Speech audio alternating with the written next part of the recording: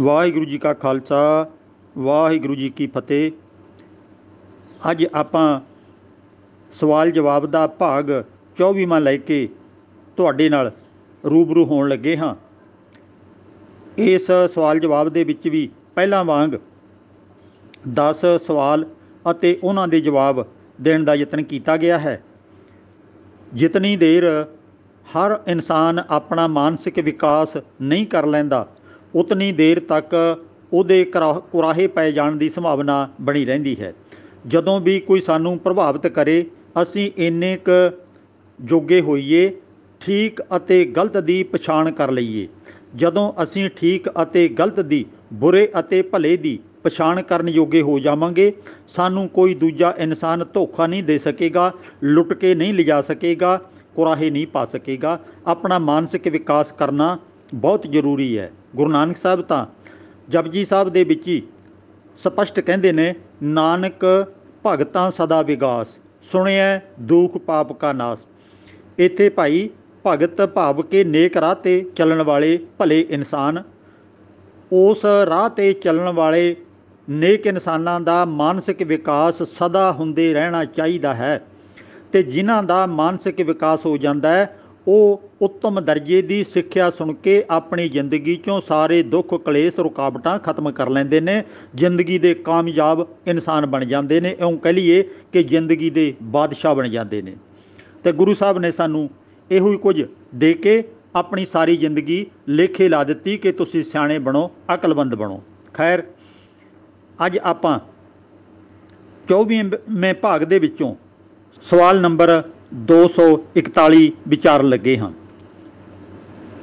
ਸਵਾਲ ਭੇਜਣ ਵਾਲੇ ਨੇ ਆਪਣਾ ਨਾਮ ਨਹੀਂ ਲਿਖਿਆ। ਇਸ ਨੇ ਸਵਾਲ ਕੀਤਾ, ਇੱਕ ਸਾਖੀ ਹੈ ਕਿ ਗੁਰੂ ਹਰਕ੍ਰਿਸ਼ਨ ਜੀ ਨੇ ਛੱਜੂ ਝਿਉਰ ਦੇ ਸਿਰ 'ਤੇ ਛਟੀ ਰੱਖ ਕੇ ਗੀਤਾ ਦੇ ਅਰਥ ਕਰਵਾ ਦਿੱਤੇ, ਜਿਹੜਾ ਕਿ ਛੱਜੂ ਝਿਉਰ ਗੂੰਗਾ ਅਤੇ ਬੋਲਾ ਸੀ, ਕਿਉਂਕਿ ਇੱਕ ਬ੍ਰਾਹਮਣ ਨੇ ਆ ਕੇ ਟਾਂਚ ਮਾਰੀ ਸੀ ਕਿ ਤੁਸੀਂ ਇੰਨੀ ਛੋਟੀ ਉਮਰ ਦੇ ਹੋ ਅਤੇ ਨਾਮ ਆਪਣਾ ਹਰਕ੍ਰਿਸ਼ਨ ਰਖਵਾਇਆ ਹੋਇਆ ਹੈ, ਭਾਵ ਕਿ ਕ੍ਰਿਸ਼ਨ ਤੋਂ ਵੀ ਆਪਣੇ ਆਪ ਨੂੰ ਉੱਚਾ ਸਮਝਦੇ ਹੋ ਅਤੇ ਤੁਸੀਂ ਗੀਤਾ ਦੇ ਅਰਥ ਕਰ ਸਕਦੇ ਹੋ, ਜਦੋਂ ਕਿ ਕ੍ਰਿਸ਼ਨ ਜੀ ਨੇ ਤਾਂ ਗੀਤਾ ਲਿਖੀ ਸੀ। ਕਹਿੰਦੇ ਨੇ ਗੁਰੂ ਹਰਕ੍ਰਿਸ਼ਨ ਸਾਹਿਬ ਨੇ ਉੱਥੇ ਆਖਿਆ ਉਹਨੂੰ, ਪੰਡਤ ਨੂੰ, ਕਿ ਜਿਹੜਾ ਸਾਡੇ ਇੱਥੇ ਕੰਮ ਕਰਨ ਵਾਲੇ ਸੇਵਾਦਾਰਾਂ 'ਚੋਂ ਸਭ ਤੋਂ ਮੂਰਖ ਤੈਨੂੰ ਨਜ਼ਰ ਆਉਂਦਾ ਤਾਂ ਉਹਨੂੰ ਸਾਡੇ ਕੋਲ ਲੈ ਆ। ਕਹਿੰਦੇ ਇਹ ਬ੍ਰਾਹਮਣ ਛੱਜੂ ਝਿਉਰ ਨੂੰ, ਜਿਹੜਾ ਕਿ ਗੂੰਗਾ ਤੇ ਬੋਲਾ ਸੀ, ਉਹਨੂੰ ਬਾਂਹ ਫੜ ਕੇ ਗੁਰੂ ਸਾਹਿਬ ਕੋਲ ਲਿਆਇਆ ਅਤੇ ਆਖਿਆ ਕਿ ਇਹਦੇ ਕੋਲੋਂ ਫਿਰ ਅਰਥ ਕਰਵਾ ਦਿਓ। ਕਹਿੰਦੇ ਨੇ ਗੁਰੂ ਹਰਕ੍ਰਿਸ਼ਨ ਸਾਹਿਬ ਨੇ ਉਹਦੇ ਸਿਰ ਦੇ ਉੱਤੇ ਆਪਣੀ ਛੱਟੀ ਰੱਖ ਦਿੱਤੀ ਅਤੇ ਉਹਨੇ ਤੁਰੰਤ ਗੀਤਾ ਦੇ ਜਿੱਥੋਂ ਜਿੱਥੋਂ ਸਵਾਲ ਕੀਤੇ ਗਏ ਪੰਡਤ ਵੱਲੋਂ ਉੱਥੇ ਵਧੀਆ ਅਰਥ ਕਰਕੇ ਸੁਣਾ ਦਿੱਤੇ। ਉਹਦੇ ਕਪਾਟ ਖੁੱਲ੍ਹ ਗਏ, ਹੈਰਾਨ ਰਹਿ ਗਿਆ ਬ੍ਰਾਹਮਣ। ਕੀ ਇਹ ਸੱਚ ਹੈ? ਗੁਰੂ ਪਿਆਰੇ ਵਾਲਿਓ, ਜੇ ਇਸ ਤਰ੍ਹਾਂ ਹੋ ਸਕਦਾ ਹੁੰਦਾ ਤਾਂ ਦੁਨੀਆ 'ਚ ਅੱਜ ਤੱਕ ਇੱਕ ਵੀ ਕਮਲਾ ਬੰਦਾ ਕਦੀ ਨਾ ਹੁੰਦਾ, ਕੋਈ ਵੀ ਇੱਥੇ ਮੂਰਖ ਨਾ ਹੁੰਦਾ। ਗੁਰੂ ਘਰ ਦੀ ਔਲਾਦ ਵੀ ਬਹੁਤ ਸਾਰੇ ਗੁਰੂ ਘਰ ਦੇ ਵਿਰੋਧੀ ਚਲੇ ਆ ਰਹੇ ਸਨ ਅਤੇ ਜਿਹੜੇ ਸਿੱਖਾਂ ਦੇ ਨਾਲ ਦੁਸ਼ਮਣੀ ਪਾਉਣ ਵਾਲੇ, ਕਤਲ ਕਰਨ ਵਾਲੇ, ਯੁੱਧਾਂ ਦੇ ਵਿੱਚ ਇੱਕ ਦੂਜੇ ਨੂੰ ਤਬਾਹ ਕਰਨ ਵਾਲੇ ਵੀ ਬੇਅੰਤ ਲੋਕ ਸਨ। ਅਤੇ ਜੇ ਸਿਰ 'ਤੇ ਛਟੀ ਰੱਖ ਕੇ ਉਹਨਾਂ ਦੇ ਹੋਸ਼ ਟਿਕਾਣੇ ਲਿਆਂਦੇ ਜਾ ਸਕਦੇ ਸਨ, ਵਿਦਵਾਨ ਅਤੇ ਗਿਆਨਵਾਨ ਬਣਾਇਆ ਜਾ ਸਕਦਾ ਸੀ, ਤਾਂ ਫਿਰ ਤਲਵਾਰਾਂ ਚੁੱਕਣ ਦੀ, ਜੰਗਲਾਂ 'ਚ ਵਾਸ ਕਰਨ ਦੀ, ਕਤਲੋ ਗਾਰਤ ਕਰਾਉਣ ਦੀ ਲੋੜ ਹੀ ਨਹੀਂ ਸੀ। ਨਾ ਸਕੂਲਾਂ ਦੀ, ਕਾਲਜਾਂ ਦੀ, ਯੂਨੀਵਰਸਿਟੀਆਂ ਦੀ ਕੋਈ ਲੋੜ ਸੀ। ਅਤੇ ਇਹ ਕਹਾਣੀਆਂ ਸਾਨੂੰ ਅਜਿਹੀਆਂ ਘੜ ਕੇ ਇਸ ਰਾਹ 'ਤੇ ਤੋਰਿਆ ਗਿਆ ਕਿ ਤੁਸੀਂ ਬਸ ਗੁਰੂ 'ਤੇ ਸ਼ਰਧਾ ਰੱਖੋ ਅਤੇ ਗੁਰੂ ਸਾਰਾ ਕੁਝ ਆਪੇ ਕਰ ਦੇਵੇਗਾ। ਉਹ ਤਾਂ ਉਸ ਜ਼ਮਾਨੇ ਦੀ ਸਾਖੀ ਸੀ ਜਿਹੜੀ ਕਿ ਸੱਚ ਨਹੀਂ ਹੈ। ਅੱਜ ਤੁਸੀਂ ਆਪ ਫੈਸਲਾ ਕਰੋ ਕਿ ਸਿੱਖ ਰੋਜ਼ਾਨਾ 35 ਮਹਾਂਪੁਰਖਾਂ ਦੀ ਬਾਣੀ ਹੈ ਜਿਹੜੀ ਗੁਰੂ ਗ੍ਰੰਥ ਸਾਹਿਬ ਦੇ ਵਿੱਚ, ਉਸ ਨੂੰ ਹਰ ਰੋਜ਼ ਕਈ ਵਾਰੀ ਨਮਸਕਾਰਾਂ ਕਰਦੇ ਨੇ। ਲੱਖਾਂ ਅਰਦਾਸਾਂ ਹਰ ਰੋਜ਼ ਗੁਰੂ ਗ੍ਰੰਥ ਸਾਹਿਬ ਦੇ ਅੱਗੇ ਹੁੰਦੀਆਂ ਨੇ, ਦੁੱਖ ਦੂਰ ਕਰਨ ਦੇ, ਪੁੱਤਰਾਂ ਦੀ ਪ੍ਰਾਪਤੀ, ਬਿਮਾਰੀਆਂ ਦੂਰ ਕਰਨ ਦੀ, ਇਸੇ ਤਰ੍ਹਾਂ ਨੌਕਰੀਆਂ ਦੀ, ਵਿਦੇਸ਼ਾਂ ਨੂੰ ਜਾਣ ਦੀ, ਤਰ੍ਹਾਂ ਦੀਆਂ ਅਰਦਾਸਾਂ ਗੁਰੂ ਗ੍ਰੰਥ ਸਾਹਿਬ ਦੇ ਅੱਗੇ ਰੋਜ਼ਾਨਾ ਹੁੰਦੀਆਂ ਨੇ। ਕੀ ਉਹ ਸਾਰੀਆਂ ਪੂਰੀਆਂ ਹੋ ਗਈਆਂ? ਕੀ ਸਿੱਖਾਂ ਦੇ ਵਿੱਚੋਂ ਅਨਪੜ੍ਹਤਾ ਖਤਮ ਹੋ ਗਈ? ਕੀ ਸਿੱਖ ਨਸ਼ੇੜੀ ਨਹੀਂ ਬਣ ਰਹੇ? ਕੀ ਸਿੱਖ ਬੇਰੁਜ਼ਗਾਰ ਨਹੀਂ ਤੁਰੇ ਫਿਰਦੇ? ਕੀ ਸਿੱਖ ਅਜੇ ਤੱਕ ਆਪਸ 'ਚ ਲੜ ਕੇ ਵੈਰ ਨਹੀਂ ਕਮਾ ਰਹੇ, ਇੱਕ ਦੂਜੇ ਦਾ ਨੁਕਸਾਨ ਨਹੀਂ ਕਰ ਰਹੇ? ਜੇ ਕਿਤੇ ਗੁਰੂ ਗ੍ਰੰਥ ਸਾਹਿਬ ਦੇ ਵਿੱਚ ਇੰਨੀਆਂ ਕਰਾਮਾਤੀ ਸ਼ਕਤੀਆਂ ਨੇ ਤੇ ਹੁਣ ਤਾਂ सानू पता लग जाना चाहिए डेरियां च टकसालां च ते होर अनेकां सिखां दे जत्थियां दे विच आपस दे विच किन्ना वैर विरोध चल रहा है, एक दूजे दे खून दे प्यासे बने पए ने। ते कि अजे भी कोई कसर है कि जे करामाती शक्तियां नाल कुछ होया हुंदा तां फिर ये सारा कुछ समझ जाना सी। इन्नी दुखदाई अवस्था जिहड़ी साडी वापरी है वो ते वापरनी कोई नहीं सी। ते ये फिर होया की है असल दे विच, जे इहनूं आपां इउं लै लईए कि गुरु साहब दी सिੱਖਿਆ दे नाल लोकां नूं ज्ञान मिलिया, अकल आई, समझदार बने, वो हिक ताण के खलोण जोगे अते दलेरी नाल बोलण जोगे हो गए। जिहड़े अछूतां नूं सदियां तो पुजारी ने पैरां थल्ले लताड़िया सी, उन्हां तो गंदे मंदे काम करवाए सी ते उन्हां नूं उहदा मेहनत मजदूरी भी नहीं दित्ती जांदी सी। उन्हां पत्थर वर्गे बन चुके बोले अन्ने लोकां नूं जिन्हां दा दिमाग भी उन्हें कम नहीं सी करदा रहण दित्ता, उन्हां लोकां नूं गुरु साहब ने बराबरता दा दर्जा दे के संगत विच आउण दी इजाजत दित्ती, सेवा करन दा हुक्म दिता, सारे कम्मां दी छूट दे के उन्हां नूं नेड़े लिआंदा ते उन्हां नूं ज्ञान विद्या सतसंगत दे विच भी वो देण दा उपराला कीता। ते छज्जू वर्गा ना समझ ज्ञानवान बन गया इंसान ते उन्हें गीता तक दे अर्थ करके सुना दिते। ये तो मन सकते हैं। उंज बेअंत शूदरां नूं पुजारी तबके ने जात पात दा वंडी पा के अज तक भी बहुत हद तक लोकां नूं पत्थर वर्गे भारत दे विच बनाया होया। उन्हां नूं कोई हक नहीं, कोई अधिकार नहीं, उन्हां नूं जिंदगी जिउण दे कोई वधिया सुख सहूलतां किते भी नहीं मिलदियां। वो अज तक भी पत्थरां वर्गे ने, गूंगे ने, बोले ने, उन्हां दी आवाज़ कोई नहीं सुनता, वो बोल नहीं सकते, बोलण की इजाजत ही नहीं है। तो उन्होंने विद्या सुनने की पढ़न की इजाजत ही नहीं है। वो तो एक तरह के अन्ने भी ने, क्योंकि उन्होंने स्कूलों च कालजां च जाण की इजाजत ही नहीं है। भाव के उन्होंने कोले इन्ना पैसा टका स्कूलों कालजां च जाके विद्या लैण दा वो साधन ही नहीं हैगे, वो पढ़ ही नहीं सकते। इसे करके वो ऊच जातीय उच्चे तबके वाले लोगों की सदा ही पीढ़ी दर पीढ़ी गुलामी करते आ रहे हैं। उन्हां पत्थर हो चुके लोगों को गुरु साहब ने अपनी विद्या की छटी सिर के उत्ते रख के, ज्ञान की छटी सिर के उत्ते रख के उन्हां दा दिमाग चलदा कर दिता। ते वो हर किताब, हर धर्म पोथी वो पढ़ सकते सन, बोल सकते सन, वेख सकते सन, सुन सकते सन। उन्होंने बराबर के अधिकार दे दिते। ते ये तां दुखदाई पहलू है कि सिखा ने उन्हां सारिਆਂ ਨੂੰ अपने नेड़े नहीं लाया, उन्होंने पूरा बनता हक ना दे के अपना आप दा अते उन्हां दा दोवां धिरां दा बहुत नुकसान किया है। अजे भी सानू मौका है रल मिल के एक दूजे का सहायक बनना चाहिए। तो ये जड़ा गूंगा बोलापन है ये तो सारिਆਂ 'ਚ ही आया हुआ है, क्योंकि पुजारी तबके ने सानू सारिਆਂ ਨੂੰ ही नीवें गरदानिया होया ते असीं सचमुच नीवें आ। जे नीवें ना हुंदे तां असीं आप राज दे उत्ते काबज हुंदे, सानू जिंदगी दीयां सारियां सुख सहूलतां मिलियां हुंदियां। असीं लिलकड़ियां कढ़दे आ, मुजाहरे करदे आ, हड़तालां करदे आ अपने हक लैण वास्ते, फिर ये सानू ना करने पैंदे जे असीं सचमुच अकलमंद ज्ञानवान बन गए हुंदे तां। सवाल नंबर 242 भाई महेंद्रपाल सिंह जलंधर तो। इन्हां दा सवाल है, साबत सूरत चेहरा जो खालसे बारे कहा जाता है, इसका की मतलब है? साडे सिखां दे विच कुछ रहतनामिਆਂ ਦੇ नाम थल्ले कुछ पुरानियां लिखतां दे हवाले दे के बहुत कुछ इहो जिहा आ गया ਜਿਹੜਾ अज समय का हानी नहीं आख्या जा सकता, क्योंकि समय के नाल मनुख का मानसिक विकास हुंदा है ते उहनूं फिर पता लगता जाता है कि आ जिहड़ियां चीज़ां असीं गलत अपने गल दे विच पवाइयां होईयां सी, सिर ते रखियां होईयां सी, इन्हां दी कोई भी बुकत नहीं है ते कोई इन्हां दा इतिहासक वजूद भी नहीं है। केवल मन घड़त गल्लां असीं बहुत सारियां अपने समाज नाल, अपने लोकां नाल जोड़ लईयां ने ते जिहड़ियां सानू अज जवाब देण लगे भी मुश्किल आउंदी है। बहुत सारियां स्टेजां दे उत्ते प्रचारक ये बोलते सुणाउंदे रहे ने ते जां फिर लिखतां दे विच ये किताबां 'च लिखिया मिलदा है कि साबत सूरत रब दी भन्ने बेईमान, जिहड़ा रब दी बनाई सूरत नूं भन्नदा है, भाव कि वो दाढ़ी केसां तो इस गल नूं जोड़दे सन दाढ़ी केसां दे नाल। ਤੇ ਉਹ ਬੰਦਾ ਬੇਈਮਾਨ ਹੈ, ਉਹ ਘਟੀਆ ਹੈ ਜਿਹੜਾ ਰੱਬ ਦੀ ਬਣਾਈ ਸੂਰਤ ਨੂੰ ਭੰਦਾ ਹੈ।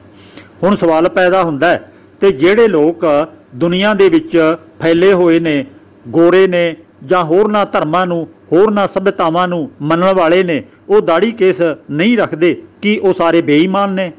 मैं कहना उन्हां वर्गा ते असी अज तक ईमानदार शायद पैदा भी ना कर सके होइए। जो उन्हां दा जीवन है ते लोकां वास्ते उन्होंने कम कीते ने, वो अपनी थां ते लाजवाब ने। जे वो चंगे ना हुंदे तां साडे देश दे अणगिणत लोग उधर जाण वास्ते उतावले ना हुंदे ते बहुते तां जाके उधर दे पक्के बसनीक बन जांदे ने, वापस अपने देश आउणा ही नहीं चाहुंदे।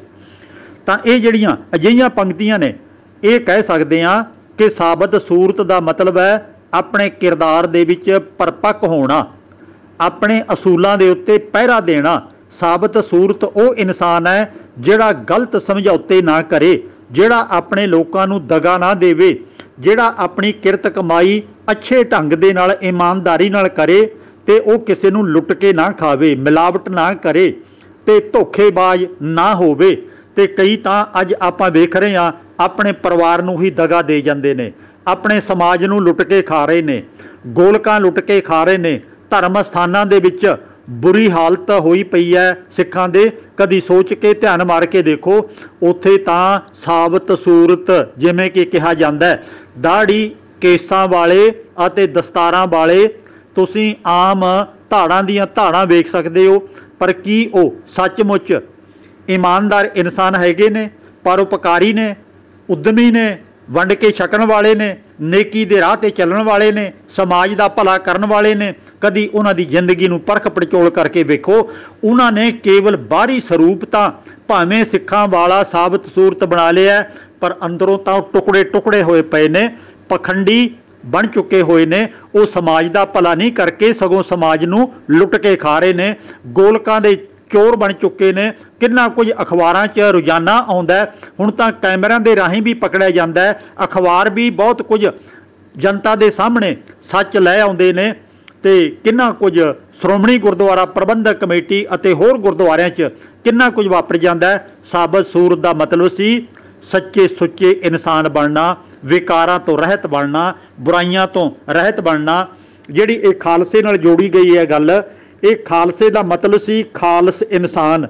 पर की असी अज खालसे अखबाउण वाले सचमुच गुरबाणी ते आधारित खालस इंसान हैगे आ कि नहीं? कदी अपने अंदर हर इंसान झाती मारे कि असी कोई बुराइयां तो नहीं करते। असी तो अपने घरां च दाज के कारण सब कुछ दाज ते ला दिंदे आ। मैं दाज लैना है भावें जो मर्जी हो जाए। इस तरह धीआं नूं मार देना है, धीआं नूं पढ़ाउणा नहीं है, तो बहुत कुछ हो रहा है। तो फिर दूजे पासे जे कोई लड़की पढ़ गई विदेश नूं जाण वास्ते, उहदा आईलैट्स कर गई है, वीज़ा लगदा है, तो दूजी धिर लड़के वाले सारा पैसा खर्चण नूं तैयार हो जाते हैं कि इस लड़की दे नाल सानूं भी बाहर जाण दा मौका मिल जाएगा। गल की इन्ने अपने असूलों तो सिख अखबाउण वाले गिर चुके ने, तो जिहड़ी गिणती तो बाहरा कम है। साडी साबत सूरत कित्थे रह गई है? चाहे गोल पग्गां ने ते चाहे तिखियां नोकदार दस्तारां ने। इन्हां दी कदर, इन्हां दी उत्तमता तां होवेगी जे साडा किरदार अते विहार उत्तम होवेगा। असी तां जिवें कि पंक्ति बहुत सारे भरा स्टेज दे उत्ते सुना दिंदे ने, काया किरदार औरत यकीना।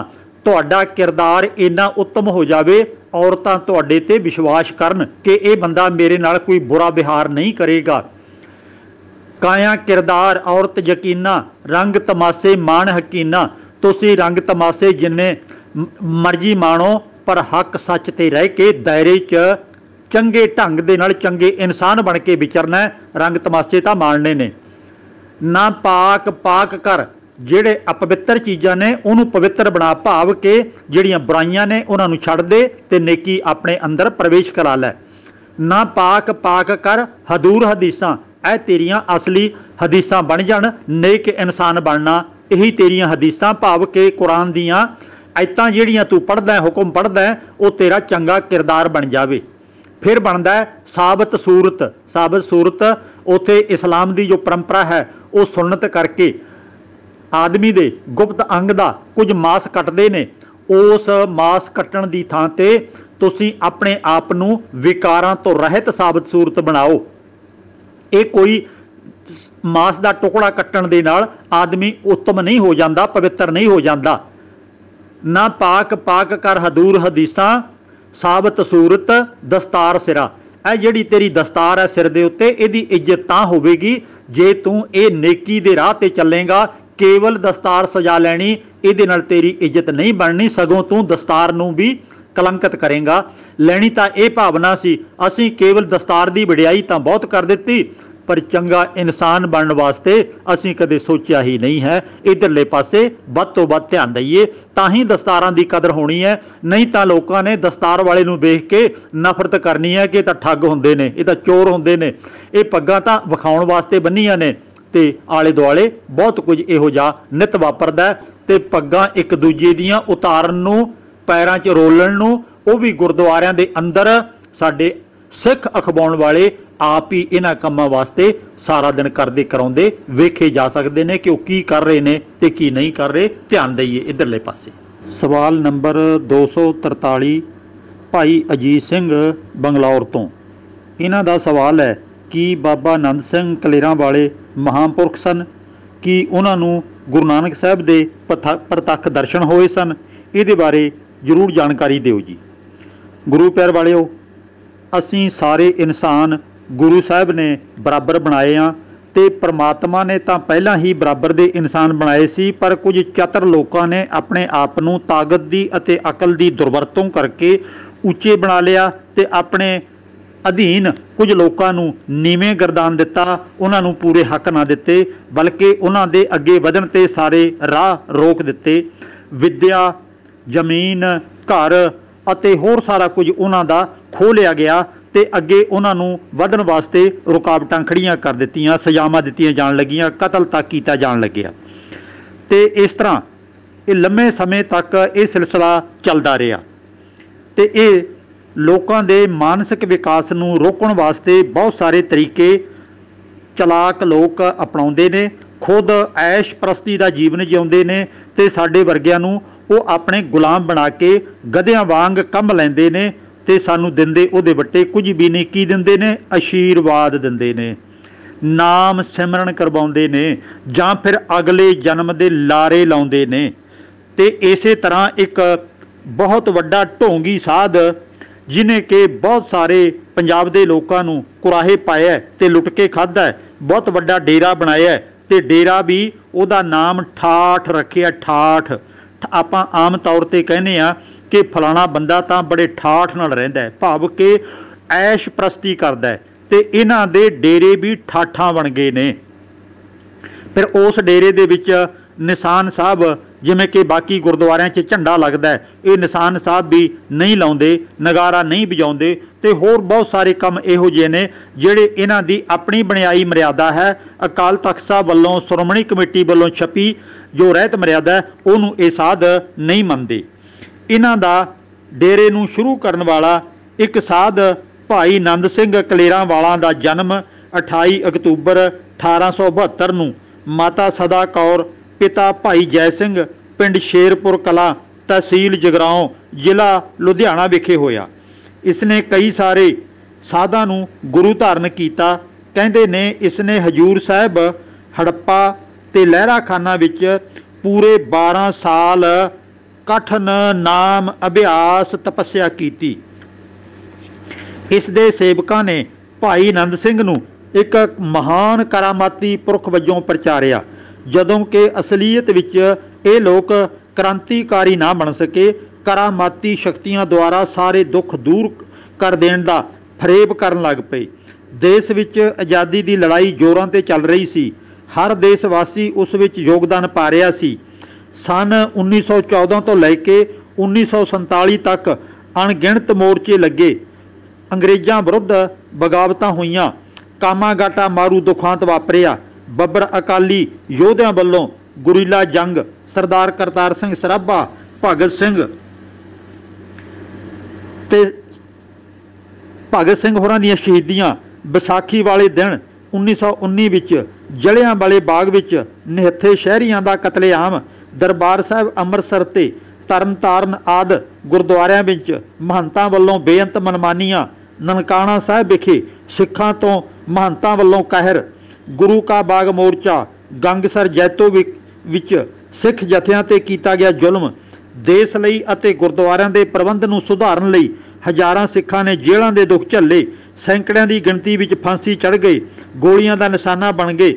ਬਲਿਹਾਰ ਜਾਈਏ, ਮਹਾਂਪੁਰਖ ਸੰਤ ਬਰਮ ਗਿਆਨੀ ਨੰਦ ਸਿੰਘ ਜੀ ਦੇ, ਜੋ ਕਿਸੇ ਭੋਰੇ ਵਿੱਚ ਵੜ ਕੇ ਸਿਮਰਨ ਕਰਦਾ ਰਿਹਾ, ਆਪਣੇ ਸੇਵਕਾਂ ਨੂੰ ਗੁਰੂ ਗ੍ਰੰਥ ਸਾਹਿਬ ਵਿੱਚੋਂ ਫਰਜ਼ੀ ਗੁਰੂ ਨਾਨਕ ਦੇ ਦਰਸ਼ਨ ਕਰਾਉਂਦਾ ਰਿਹਾ।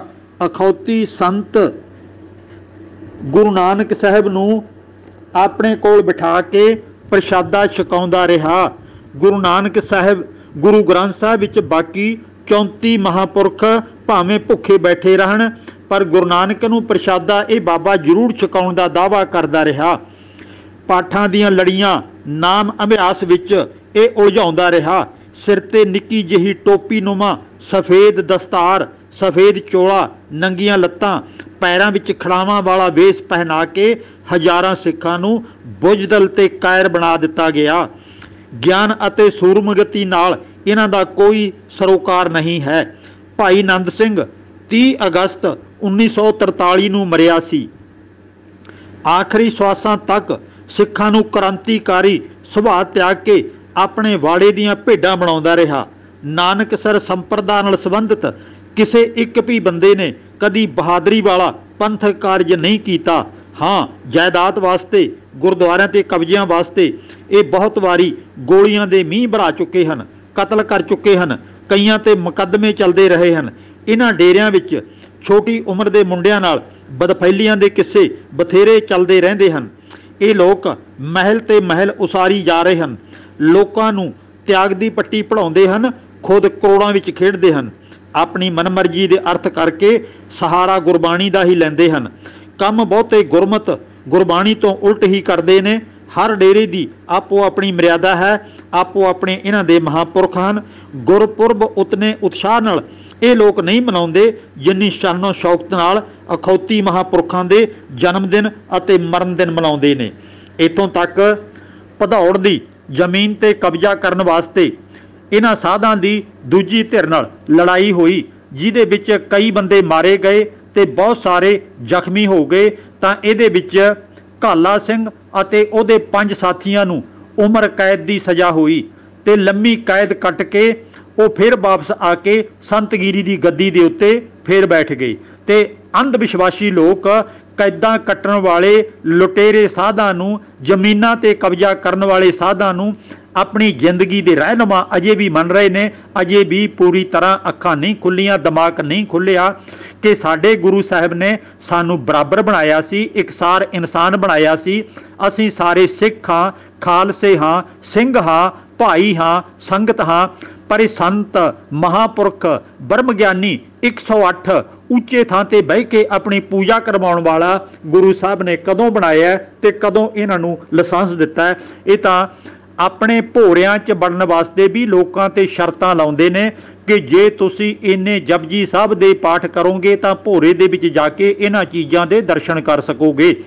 ਇਹ ਤਾਂ ਇਹ ਵੀ ਸੁਣਨ ਦੇ ਵਿੱਚ ਆਇਆ ਸੀ ਗੁਰੂ ਗ੍ਰੰਥ ਸਾਹਿਬ ਨੂੰ ਸਿਰ ਤੇ ਰੱਖ ਕੇ ਸੈਰ ਵੀ ਕਰਾਉਂਦੇ ਹੁੰਦੇ ਨੇ।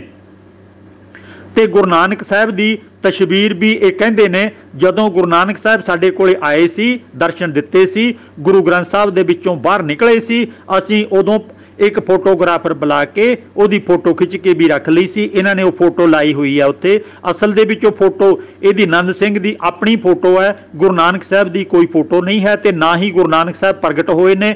ਜੇ ਗੁਰੂ ਗ੍ਰੰਥ ਸਾਹਿਬ ਦੇ ਵਿੱਚੋਂ ਗੁਰੂ ਨਾਨਕ ਪ੍ਰਗਟ ਹੋਏ ਨੇ ਤਾਂ ਉਹਦੇ ਤਾਂ ਸਾਰੇ ਪੱਤਰੇ ਪੱਟ ਗਏ ਹੋਣਗੇ ਤੇ ਦੁਬਾਰਾ ਫਿਰ ਉਹਨੂੰ ਵਿੱਚ ਕਿਉਂ ਵਾੜਿਆ ਗਿਆ ਗੁਰੂ ਗ੍ਰੰਥ ਸਾਹਿਬ ਦੇ, ਤੇ ਉਹ ਸਾਡੇ ਸਾਰਿਆਂ ਨੂੰ ਕਿਉਂ ਨਹੀਂ ਦਰਸ਼ਨ ਕਰਾਏ ਗਏ? ਇਹ ਸਾਧ ਸ਼ਰੇਆਮ ਝੂਠ ਵੀ ਬੋਲਦੇ ਨੇ ਤੇ ਅੰਧ ਵਿਸ਼ਵਾਸੀ ਝੂਠ ਨੂੰ ਵੀ ਸੱਚ ਮੰਨੀ ਜਾ ਰਹੇ ਨੇ। ਸੋਚਣ ਦੀ ਲੋੜ ਹੈ, ਆਪਣੇ ਦਿਮਾਗ ਦੇ ਵਰਤੋਂ ਦੀ ਲੋੜ ਹੈ, ਗੁਰਬਾਣੀ ਨੂੰ ਆਪ ਪੜ੍ਹਨਾ ਅਤੇ ਸਮਝਣਾ, ਜ਼ਿੰਦਗੀ 'ਚ ਲਾਗੂ ਕਰਨ ਦੀ ਲੋੜ ਹੈ। ਸਾਡੇ ਵਿੱਚ ਕੋਈ ਉੱਚਾ ਨੀਵਾਂ ਨਹੀਂ, ਕੋਈ ਵੱਡਾ ਛੋਟਾ ਨਹੀਂ, ਕੋਈ ਸਾਧ ਸੰਤ ਨਹੀਂ, ਅਸੀਂ ਸਾਰੇ ਸਿੱਖ ਭੈਣ ਭਾਈ ਹਾਂ। ਸਵਾਲ ਨੰਬਰ 244 ਭਾਈ ਸੰਤੋਖ ਸਿੰਘ ਬਸੀ ਪਠਾਣਾ ਤੋਂ। ਇਹਨਾਂ ਦਾ ਸਵਾਲ ਹੈ, ਸ੍ਰਿਸ਼ਟੀ ਦੀ ਰਚਨਾ ਕਿਵੇਂ ਹੋਈ, ਵੱਖ-ਵੱਖ ਧਰਮਾਂ ਦੇ ਕੀ ਵਿਚਾਰ ਹਨ, ਗੁਰਮਤ ਦਾ ਇਸ ਬਾਰੇ ਕੀ ਨਜ਼ਰੀਆ ਹੈ। ਇੱਕ ਤਾਂ ਮੈਂ ਨਿਮਰਤਾ ਸਹਿਤ ਬੇਨਤੀ ਕਰ ਲਵਾਂ ਕਿ ਏਡਾ ਵੱਡਾ ਵਿਸ਼ਾ ਹੈ ਸ੍ਰਿਸ਼ਟੀ ਰਚਨਾ ਦਾ, ਇਹਦੇ ਬਾਰੇ ਕੋਈ ਮਨੁੱਖ ਪੂਰੀ ਤਰ੍ਹਾਂ ਦੱਸ ਹੀ ਨਹੀਂ ਸਕਦਾ। ਅਸੀਂ ਤਾਂ ਸੱਚ ਜਾਣਿਓ, ਮੈਂ ਤਾਂ ਬਾਰ-ਬਾਰ ਇਹ ਬੇਨਤੀ ਕਰਿਆ ਕਰਦਾ, ਇਹਨਾਂ ਸਵਾਲਾਂ ਜਵਾਬਾਂ 'ਚ ਵੀ, ਸਟੇਜ 'ਤੇ ਬੋਲਣਾ ਤਾਂ ਵੀ, ਕਿਤਾਬਾਂ ਦੇ ਵਿੱਚ ਵੀ ਮੈਂ ਇਹ ਮੈਟਰ ਇਸ ਤਰ੍ਹਾਂ ਹੀ ਲਿਖਿਆ ਹੈ ਕਿ ਅਸੀਂ ਤਾਂ ਜਿਹੜਾ ਸਰੀਰ 70-80 ਕਿਲੋ ਦਾ ਹਰ ਵਕਤ ਨਾਲ ਚੁੱਕੀ ਫਿਰਦੇ ਹਾਂ, ਇਹ ਸਰੀਰ ਬਾਰੇ ਵੀ ਬਹੁਤਾ ਕੁਝ ਨਹੀਂ ਜਾਣਦੇ। ਜਦੋਂ ਕੋਈ ਛੋਟੀ ਮੋਟੀ ਮੁਸ਼ਕਲ ਆਉਂਦੀ ਹੈ ਤਾਂ ਡਾਕਟਰ ਕੋਲੇ ਜਾਣਾ ਪੈਂਦਾ ਹੈ ਅਤੇ ਡਾਕਟਰ ਸਾਨੂੰ ਦੱਸਦਾ ਹੈ ਕਿ ਤੁਹਾਡੇ 'ਚ ਆਹ ਮੁਸ਼ਕਲ ਹੈ, ਇਹਨੂੰ ਇਸ ਤਰ੍ਹਾਂ ਦੂਰ ਕੀਤਾ ਜਾ ਸਕਦਾ ਹੈ। ਅਸੀਂ ਆਪਣੇ ਸਰੀਰ ਬਾਰੇ ਵੀ ਨਹੀਂ ਜਾਣਦੇ ਅਤੇ ਹੋਰ ਆਲਾ ਦੁਆਲਾ ਸਾਡਾ ਆਪਣਾ ਘਰ ਹੈ, ਉਹਦੇ ਵੀ ਸਾਰੇ ਮੈਂਬਰਾਂ ਦੀ ਅਸੀਂ ਤਸੱਲੀ ਨਹੀਂ ਕਰਵਾ ਸਕਦੇ।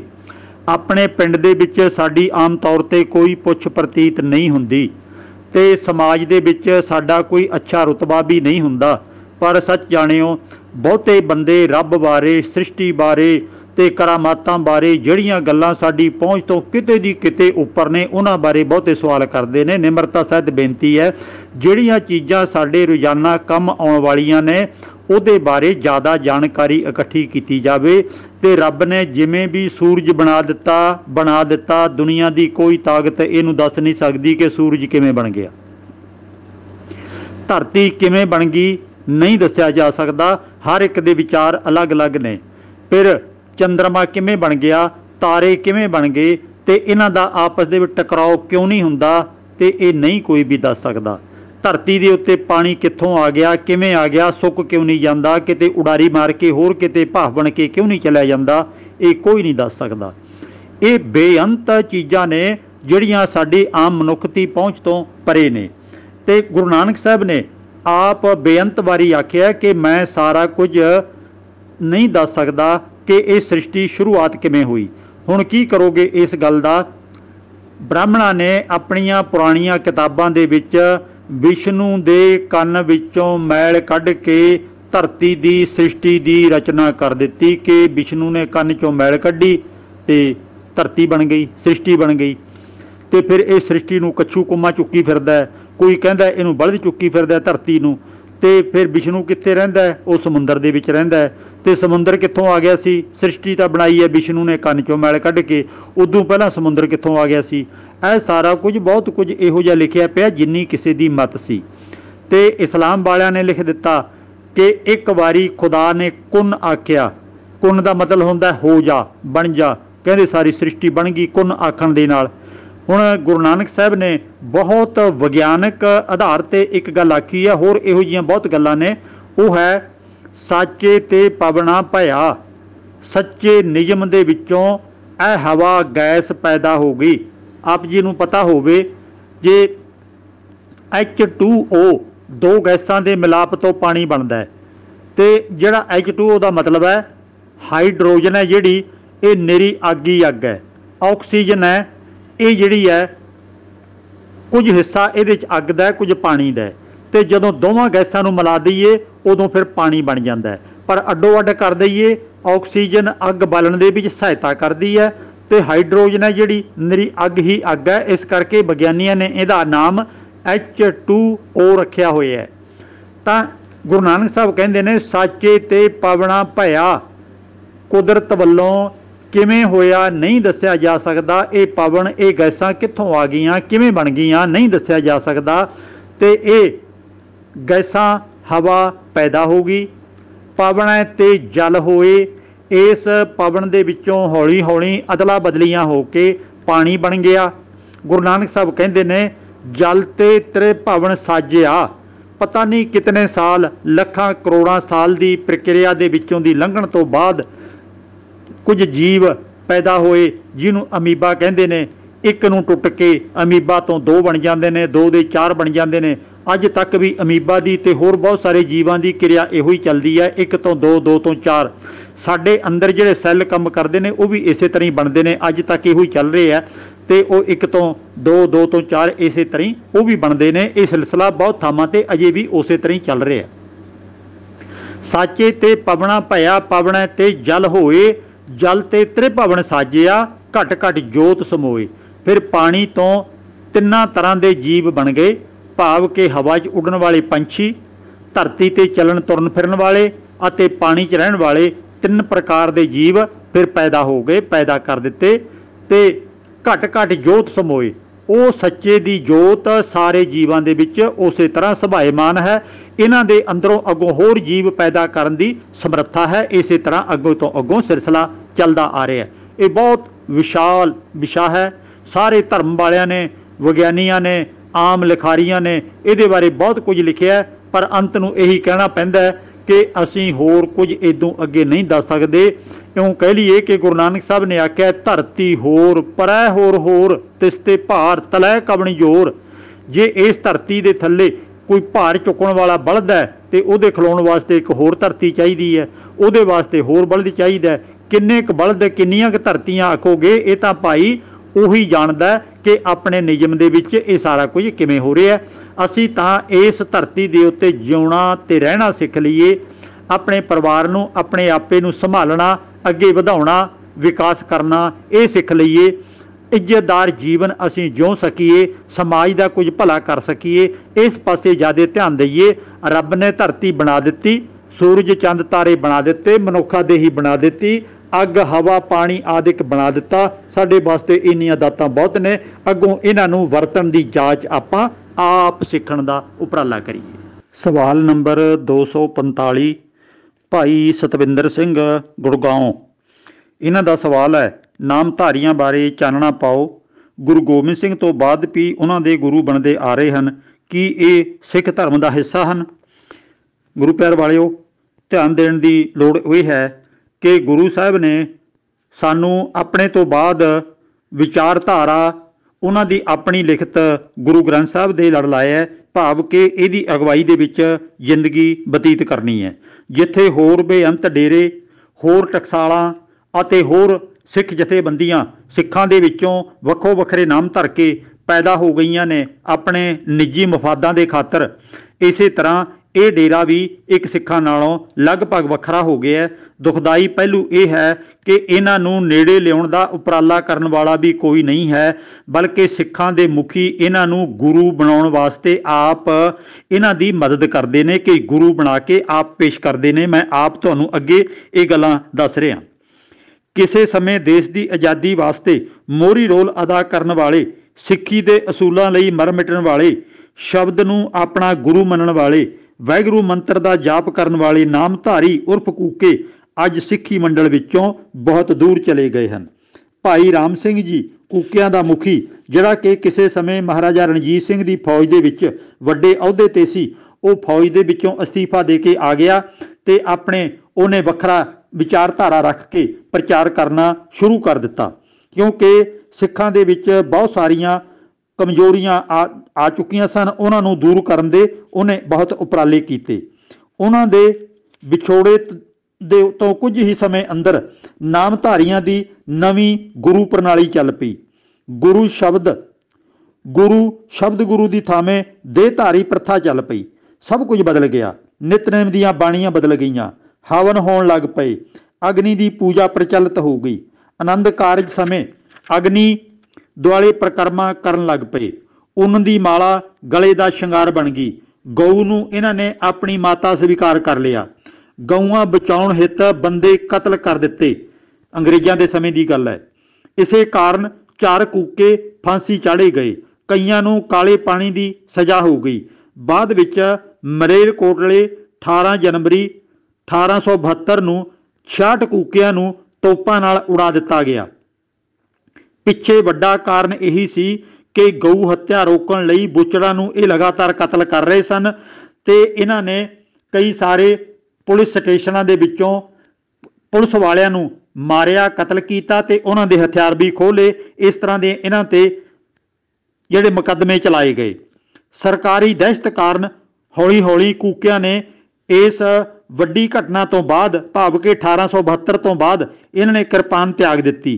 सिर्फ कंघे वाली किरपान छोटी जी निशानी के तौर पर रख ली। दस्तार का रंग अते ढंग बदल गया। तन के कपड़ियां का नीला आदि रंग त्याग दिता। अमन का प्रतीक सफेद बाणा धारण कर लिया। जकारा गजाउणा बोले सो निहाल इन्हां ने छड्ड दिता। राज करेगा खालसा ये दोहरा भी इन्हां ने छड्ड दिता। वाहिगुरू मंत्र भी उची नहीं उचारना। दंद मीच के इन्नी मध्यम आवाज़ विच वाहिगुरू बोलना है कि नाल खलोते बंदे नूं भी सुनाई ना देवे। भाव के इन्ने डर गए कि जे साडा अंग्रेज़ां नूं ये पता लग गया कि इहो जे ये सिख ने तां किते दोबारा मुकदमा दर्ज ना हो जावे, किते फांसी ना ला देण। कूकियां नामधारियां दे पहले मुखी भाई बालक सिंह ने अपने चेलियां नूं ये उपदेश दिता, बहिंदे उठदे सौंदे जागदे वाहिगुरू दा भजन करया करो। 8 पहरां विच 3 वारी इशनान करया करो। ये मर्यादा बनाई इन्हां ने, सोच लो, 3 वारी दिन च इशनान करना। चमड़े दे डोल दा पानी ना पीओ। अपने गुर भाई कूकियां तो बिना किसे होर दे हत्थां दा बनिया प्रशादा ना छको। मांस ना खाओ, शराब ना पीओ, तंबाकू दी वरतों ना करो, भीख ना मंगो, किरत करो, झूठ ना बोलो, विचार ना करो। नामधारियां ने बनारस काशी विच डॉक्टर सपूर्णानंद यूनीवर्सिटी विच सतगुरु राम सिंह दे नाम ते एक चेयर स्थापित कर ली। अमृतसर यूनीवर्सिटी जो पंजाब दी बहुत महत्वपूर्ण यूनीवर्सिटी है, पंजाब दी वड्डी यूनीवर्सिटी अमृतसर विखे सतगुरु राम सिंह चेयर स्थापित कर ली, जिहड़ी कि अकाली मुख मंत्री प्रकाश सिंह बादल ने 10 गुरुओं तो इलावा बाबा राम सिंह नूं भी सतगुरु का खिताब दे दिता। इहदे नाम ते सतगुरु राम सिंह दी चेयर भी स्थापित कर दिती। कांग्रेस सरकार ते पार्टी नाल रल के चलदियां इन्हां ने अपनी संप्रदा वास्ते बहुत सारियां सुख सहूलतां भी प्राप्त कर लईआं हन। सिखां ते भीड़ां पैण, सिख कतल होण जां दरबार साहब ते फौज चढ़ आवे, पंजाब दे साधन खोह लए जाण, इन्हां नूं कदे कोई सरोकार नहीं।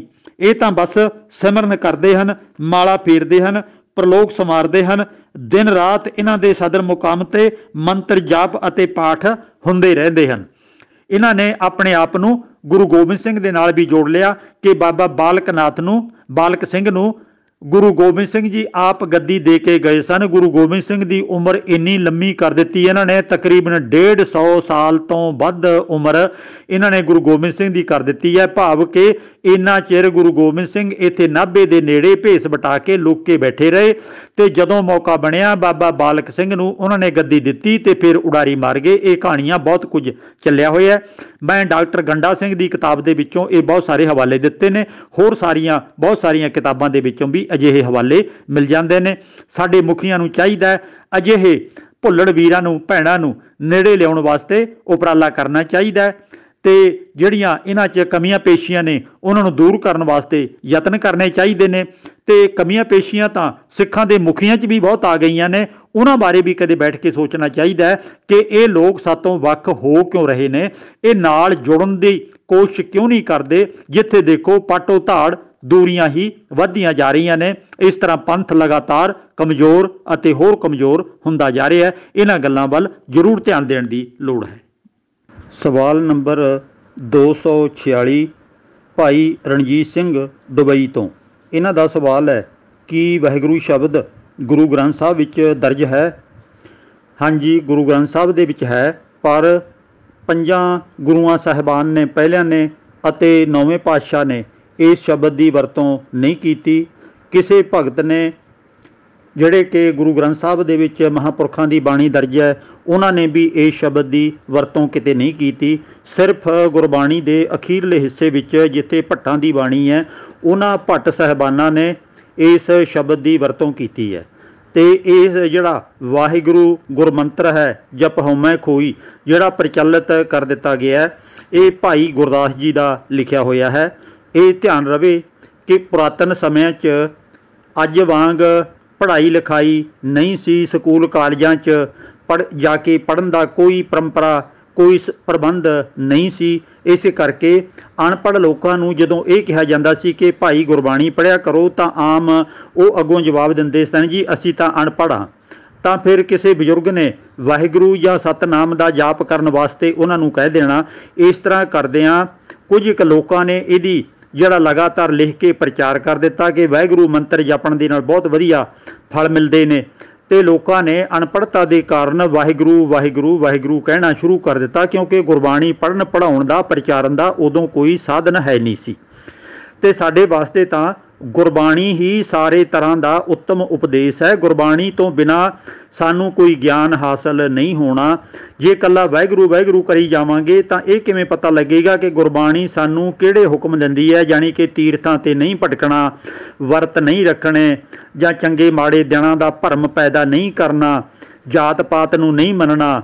ਤੇ ਇਹ ਜਿਹੜੇ ਅਨੇਕਾਂ ਚੰਗੇ ਉਪਦੇਸ਼ ਗੁਰਬਾਣੀ 'ਚੋਂ ਮਿਲਦੇ ਨੇ, ਇਹ ਤਾਂ ਸਾਨੂੰ ਮਿਲਣੇ ਹੀ ਨਹੀਂ। ਕੇਵਲ ਵਾਹਿਗੁਰੂ ਵਾਹਿਗੁਰੂ ਕਰੀ ਜਾਵਾਂਗੇ ਪਰ ਅਗਿਆਨਤਾ 'ਚ ਡੁੱਬੇ ਰਵਾਂਗੇ। ਜਿਹੜੀ ਹਾਲਤ ਸਾਧਾਂ ਨੇ, ਬਾਬਿਆਂ ਨੇ, ਡੇਰੇਦਾਰਾਂ ਨੇ, ਅਖੌਤੀ ਸੰਤਾਂ ਨੇ ਸਿੱਖਾਂ ਦੀ ਕਰ ਦਿੱਤੀ ਹੈ, ਉਹ ਵਾਹਿਗੁਰੂ ਮੰਤਰ ਜਪਣ ਵਾਲਿਆਂ ਦੇ ਕਰਕੇ ਹੀ ਹੋਈ ਹੈ। ਕਿੰਨੇ ਸਾਰੇ ਲੋਕ ਕਹਿੰਦੇ ਕਹਾਉਂਦੇ ਵੱਡੇ ਵੱਡੇ ਜਥੇ ਵੀ ਜਦੋਂ ਕੀਰਤਨ ਕਰ ਰਹੇ ਹੁੰਦੇ ਨੇ, ਹਾਲਾਂਕਿ ਸਮਝ ਤਾਂ ਕੀਰਤਨ ਵੀ ਸੰਗਤਾਂ ਨੂੰ ਘੱਟ ਆਉਂਦਾ ਹੈ, ਪਰ ਕੀਰਤਨ ਦੇ ਦੌਰਾਨ ਵੀ ਵਾਹਿਗੁਰੂ ਵਾਹਿਗੁਰੂ ਕਹਿ ਕੇ ਚੀਕਾਂ ਮਾਰਦੇ ਮੈਂ ਸੁਣੇ ਨੇ, ਮੈਂ ਵੇਖੇ ਨੇ। ਕਿੰਨਾ ਕਿੰਨਾ ਚਿਰ ਵਾਹਿਗੁਰੂ ਵਾਹਿਗੁਰੂ ਕਰਦੇ ਰਹਿੰਦੇ ਨੇ। ਜੇ ਇਕੱਲੇ ਵਾਹਿਗੁਰੂ ਨਾਲੇ ਗੁਜ਼ਾਰਾ ਹੁੰਦਾ ਤੇ ਗੁਰੂ ਸਾਹਿਬ ਨੂੰ ਇੰਨੀ ਬਾਣੀ ਲਿਖਣ ਦੀ ਕੀ ਲੋੜ ਪਈ ਸੀ। ਨਾਲੇ ਜਿਹੜੇ ਵਿਰੋਧੀਆਂ ਨਾਲ ਗੁਰੂ ਸਾਹਿਬ ਦੇ ਟਕਰਾਓ ਹੋਏ ਨੇ, ਉਹਨਾਂ ਨੂੰ ਵਾਹਿਗੁਰੂ ਮੰਤਰ ਤੋਂ ਕੀ ਤਕਲੀਫ ਸੀ, ਤੇ ਗੁਰੂ ਸਾਹਿਬ ਨਾਲ ਉਹਨਾਂ ਨੂੰ ਜੰਗ ਯੁੱਧ ਕਿਉਂ ਲੜਨੇ ਪਏ? ਕਿਉਂਕਿ ਵਾਹਿਗੁਰੂ ਤਾਂ ਜਾਪ ਹੈ, ਤੇ ਜੋਗੀ ਆਦਿਕ ਵੀ ਜਾਪ ਤਾਂ ਆਪੋ ਆਪਣੇ ਮੰਤਰਾਂ ਦਾ ਪਹਿਲਾਂ ਵੀ ਕਰੀ ਜਾਂਦੇ ਸੀ। ਸੋ ਜੇ ਕਿਤੇ ਇਹਨੂੰ ਮੰਤਰ ਮੰਨਿਆ ਜਾਵੇ ਤਾਂ ਇਹ ਤਾਂ ਫਿਰ ਅਸੀਂ ਭਾਈ ਗੁਰਦਾਸ ਦੇ ਸਿੱਖ ਹਾਂ, ਕਿਉਂਕਿ ਵਾਹਿਗੁਰੂ ਗੁਰਮੰਤਰ ਹੈ, ਜਪ ਹਉਮੈ ਖੋਈ ਵਾਲੀ ਗੱਲ ਹੈ। ਪਰ ਭਾਈ ਗੁਰਦਾਸ ਤਾਂ ਇਹ ਵੀ ਕਹਿੰਦੇ ਨੇ ਸਤਨਾਮ ਪੜ੍ਹ ਮੰਤਰ ਸੁਣਾਇਆ। ਇਹ ਤਾਂ ਗੁਰਬਾਣੀ ਪੜ੍ਹਨੀ ਸਮਝਣੀ ਵਿਚਾਰਨੀ ਜ਼ਰੂਰੀ ਸੀ। ਭਾਈ ਗੁਰਦਾਸ ਨੇ ਕਿਤੇ ਮੁਹਾਵਰੇ ਦੇ ਤੌਰ ਤੇ ਵਾਹਿਗੁਰੂ ਸ਼ਬਦ ਵਰਤ ਲਿਆ, ਜਾਂ ਕਿਤੇ ਮੁਹਾਵਰੇ ਦੇ ਤੌਰ ਤੇ ਸਤਨਾਮ ਵਰਤ ਲਿਆ, ਕਿਤੇ ਗੁਰਮੰਤਰ ਵਰਤ ਲਿਆ। ਬਹੁਤ ਤਰੀਕੇ ਗੱਲ ਨੂੰ ਸਮਝਾਉਣ ਦੇ ਇਸ਼ਾਰੇ ਮਾਤਰ ਕਹਿ ਦਿੱਤੇ ਜਾਂਦੇ ਨੇ, ਤੇ ਇਹਦਾ ਮਤਲਬ ਇਹ ਨਹੀਂ ਹੈ ਕਿ ਵਾਹਿਗੁਰੂ ਵਾਹਿਗੁਰੂ ਹੀ ਕਰੀ ਜਾਣਾ। ਵਾਹਿਗੁਰੂ ਗੁਰਬਾਣੀ 'ਚ ਜਿਵੇਂ ਆ ਗਿਆ ਤੇ ਉਹ ਭਲੀ ਗੱਲ ਹੈ।